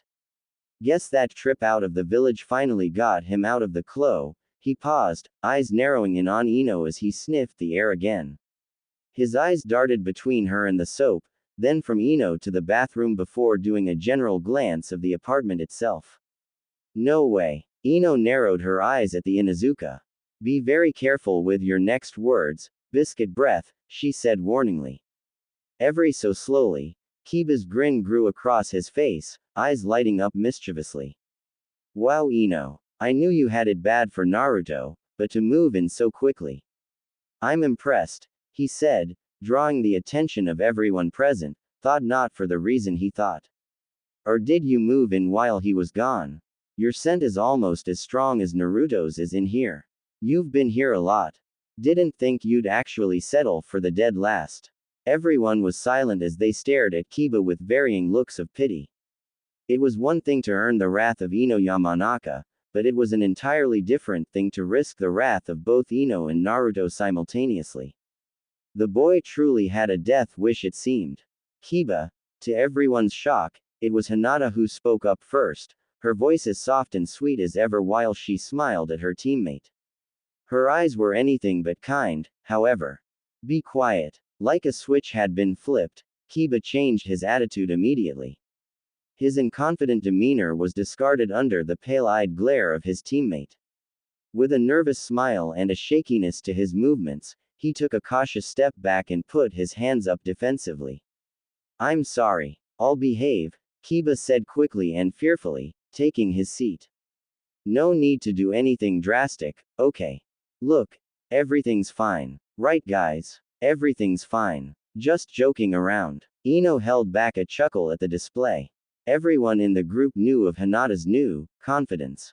Many that didn't know the Hyuga personally would assume that those around her were only careful because she was currently very close with the new cage. They were wrong. Hinata's relationship wasn't as much of a speculation among the group as it was a known fact. No one minded. In fact, they were happy for the girl. That being said, Hinata had grown a bit more than anyone had expected with her relationship. It was no secret that her time with Gaara had served to soften the once murderous Jinchuriki into a polite and respectful young man, but that went both ways. As much as Hinata influenced Gaara, so too did he influence her. The world was still adjusting to the confident, deceptively terrifying, young woman that the Hyuga heiress was growing up to be. Ino, please tell me you didn't drag us all here just to announce that you and Naruto are dating, Shikamaru droned from his place laying on the floor. Everyone perked up at that, causing Ino to blush slightly. No, Shika, that isn't the reason at all, she said. Naruto has something very important to tell everyone. Shikamaru groaned loudly. Troublesome. Why do we all need to be here though? It's important, Shika. Like, really important. And we are all his friends. We owe him enough to be here to support him together, Ino said. Also, he didn't want anyone to feel left out. He wants everyone to know at the same time. Troublesome. Naruto isn't dying, is he? Choji asked hesitantly. Sakura scoffed. If only, she said. I saw his medical charts. He's the healthiest one out of all of us, by a lot. It's ridiculous. The only people even close is me and Ino. It went without saying that the apprentice of Tsunade and a side-timer medic Nin would be the healthiest members of the group. You sure he isn't coming out of the closet? Kiba chimed in, chuckling nervously as everyone glared at him. Okay. Shutting up. Is Naruto okay, Ino? Hinata asked worriedly. Ino wasn't sure how to answer that. Yes, technically Naruto was fine. It just wasn't that simple, sadly. Ino knew there was more going on underneath, there couldn't not be with everything Naruto was coming to terms with so suddenly. He hadn't even taken the time to let her in on what else he had learned from Kakashi and Tsunade. Ino knew he would tell her eventually, the fact he was holding onto it for the moment told her enough as it was. It must have been a rough couple of days for the Uzumaki. He's fine. He's just dealing with a bunch of stuff right now. That's why we need to be here for him now. We need to show him that he can rely on his friends. Everyone seemed to accept that, many nodding in understanding and returning to waiting for the blonde to arrive. Ino knew Naruto had his doubts about the rookies. Who in his position wouldn't? It wasn't as if he had been close friends with all of them, and there was no telling what kind of rift being gone for 3 years would create in what little relationships he did have. Ino, however, was confident that everyone would surprise Naruto. She had made sure that no one forgot about him while he was away and had even gone to some interesting lengths to find out what everyone thought of the boy. Had she been going a bit overboard to suss out what people would think if she started dating him? Obviously. Did she care? Absolutely not. Information was a shinobi's best friend. A knock on the door got everyone's attention, especially Hinata's, who activated her Byakugan and smiled. It's Naruto, she said quietly. This is his apartment. Why would he knock?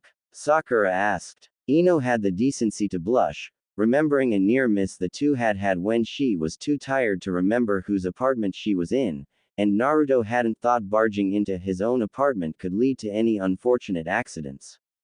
Needless to say, despite Naruto's newfound habit of knocking before entering, Ino now made sure to always be fully dressed when visiting. Quickly turning away from the group, she rushed to the door and opened it with a bright smile. Took you long enough, she said cheerfully. Oh, am I late? Naruto asked unsurely, peeking over the girl's shoulder. Nope. Right on time. Now get in here, Ino said, grabbing him by the shirt and pulling him in. She could see how anxious he was, so a little bit of a forceful push in the right direction couldn't go astray. Leading him to their friends, she smirked as she pushed him into the spotlight and took a step back to truly enjoy the catastrophe this would be. Ino would happily make sure their friends didn't misunderstand what they were told, and she would fight anyone that so much as tried to get a twisted idea in their head, but that didn't mean she was going to stop Naruto from embarrassing himself. Hey guys, Naruto said awkwardly. Naruto, please, let's get this over with quickly. This is prime nap time, and you know it, Shikamaru grumbled. No one forced you to come here, Shikamaru, Naruto said, quickly earning a sharp look from everyone present before their eyes drifted to an all too innocent looking Ino. Okay, maybe they did, but a ninja shouldn't be sleeping all the time, man. Naruto, Hinata said, getting the boy's attention before smiling sweetly at him. We have all been waiting. You wanted us all here to hear what you have to say. So please, let us hear it, she said softly. Ino grinned at the Hyuga. Who would have guessed the shy little Hyuga had the authority to suddenly command a room? Her father would lose his mind if he could see his precious little girl in moments like this. Turning her attention back to Naruto, who was looking at her unsurely, Ino gave him a nod. It'll be okay, she promised, gesturing for him to go ahead. Naruto sighed deeply and clapped his hands together. Right, okay. There isn't really an easy way to explain this without making it sound weird, so here it goes. He took a deep breath as every pair of eyes focused on him keenly, ears at the ready to soak in his next words. The fourth Hokage couldn't kill the Kyuubi all those years ago, so instead he sealed the thing inside of me, making me a Jinchuriki. I'm sorry, I should have told you all sooner, I just thought you would hate me for it. Sorry. With his final apology he bowed deeply, not wanting to catch sight of the likely mixed emotions crossing all his friends' faces. After a few moments of silence, nothing happened. Is that it? Shikamaru asked in a bored tone. Naruto looked up at everyone to find no one particularly concerned with the news he had just given them. No one's angry. Everyone shook their heads in the negative. Well, that's cool. I think. I thought this would be a bigger thing. It wasn't hard to figure out, the know-it-all Nara commented. Wait, some of you knew already. Who? Naruto's eyes widened as no less than 4 of his friends raised their hands. Ino and Sakura already knew, so they just kept to themselves for the moment. The others though, Shikamaru, Choji, Shino, and Hinata. You knew too. How did you guys find out? Did Ino tell you? Excuse me. Ino spluttered at the accusation. No, Naruto. Ino didn't tell anyone, Shikamaru said. As annoying as she can be, running loose with people's secrets isn't something Ino does. I figured it out during the Chunin exams, then I told Choji. What do you mean annoying? Naruto grinned sheepishly and scratched his head. Damn, that early, he mumbled. Smart ass. Shino stepped forward. I learned of your condition in the academy, he said simply, earning shocked glances from the group. I attempted to use my insects to drain your chakra, as I did with everyone else. Why? To create a familiarity with the chakra of any potential teammates in my future, of course. When all attempts at draining your chakra left my insects dead or dying, I asked my father. He did not tell me, but it was easy to deduce after some time in the Aburame archives. Huh, Naruto said, both a little freaked out and rather impressed with the creepiest member of the rookies. Why did you never say anything? It was not common knowledge. I assumed for good reason, Shino answered. Your condition was not dangerous, so it would have served no purpose to inform anyone. Would it also be rude and hypocritical of an Aburame to judge someone based on what they contain within them? Yes, yes it would. Everyone considered Shino's words and nodded in understanding. Out of all of them, the Aburame was likely the only one who could sympathize with Naruto. Sure, Shino was a willing host for his hive, but his clan were often kept at a distance and regarded carefully due to the unnatural and creepy tactics they utilized.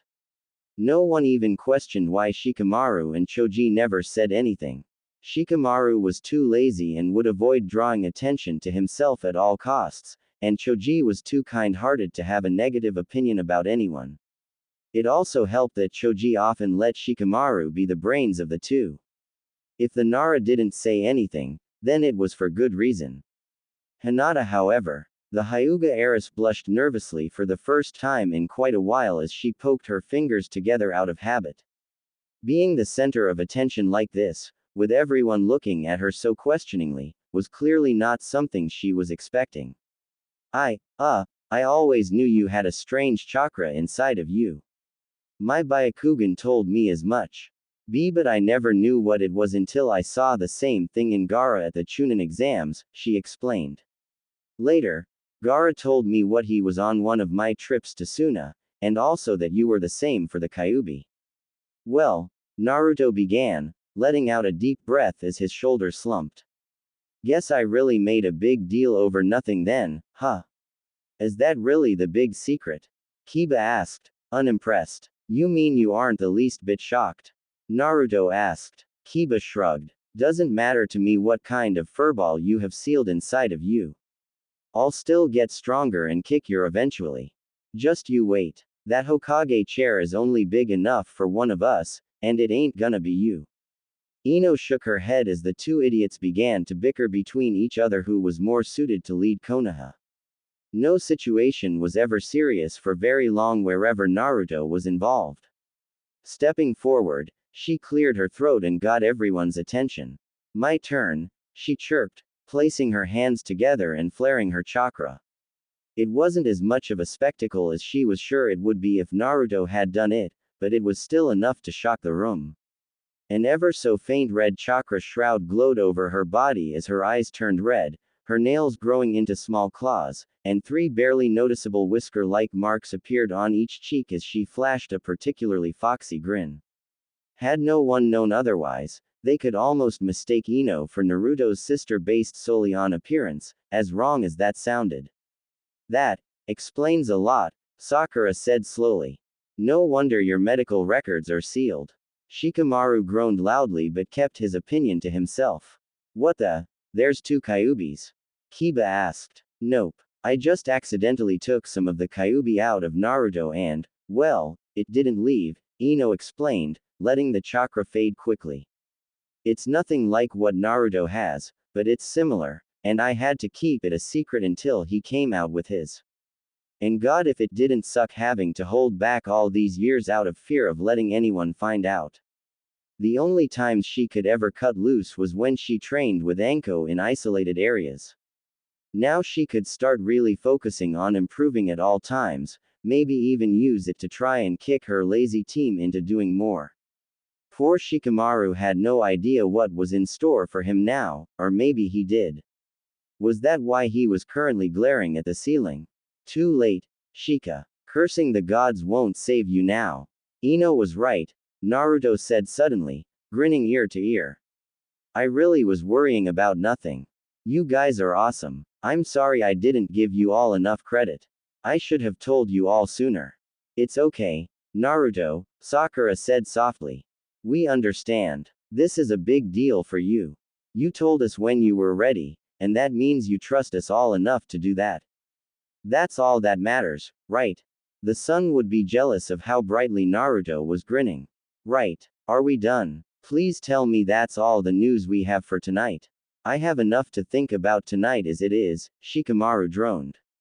Well, there is a group of S-rank missing nin who are hunting down all the Biju, meaning they will eventually come after me. Other than that, not really, Naruto rattled off nonchalantly. Shikamaru's eye twitched violently. Noted. Ino went to tell her teammate off for his unneeded attitude, only to catch herself as she noticed the mischievous glimmer in Naruto's eyes. Oh, this is gonna be good, she thought, holding herself back and waiting for the fireworks. Or would you like to know about how the fourth Hokage is my dad? Silence. That's a joke, right? Kiba asked. No response. Shikamaru raised his head just enough to glare at Naruto questioningly, then turn his eyes to Ino. Ino could only smile and nod, causing the Nara's eye to twitch again before he slammed his head back down to the floor. Everyone else shared in a mixed range of expressions, ranging from sudden violent understanding, to horrified realization. Only Ino was spared.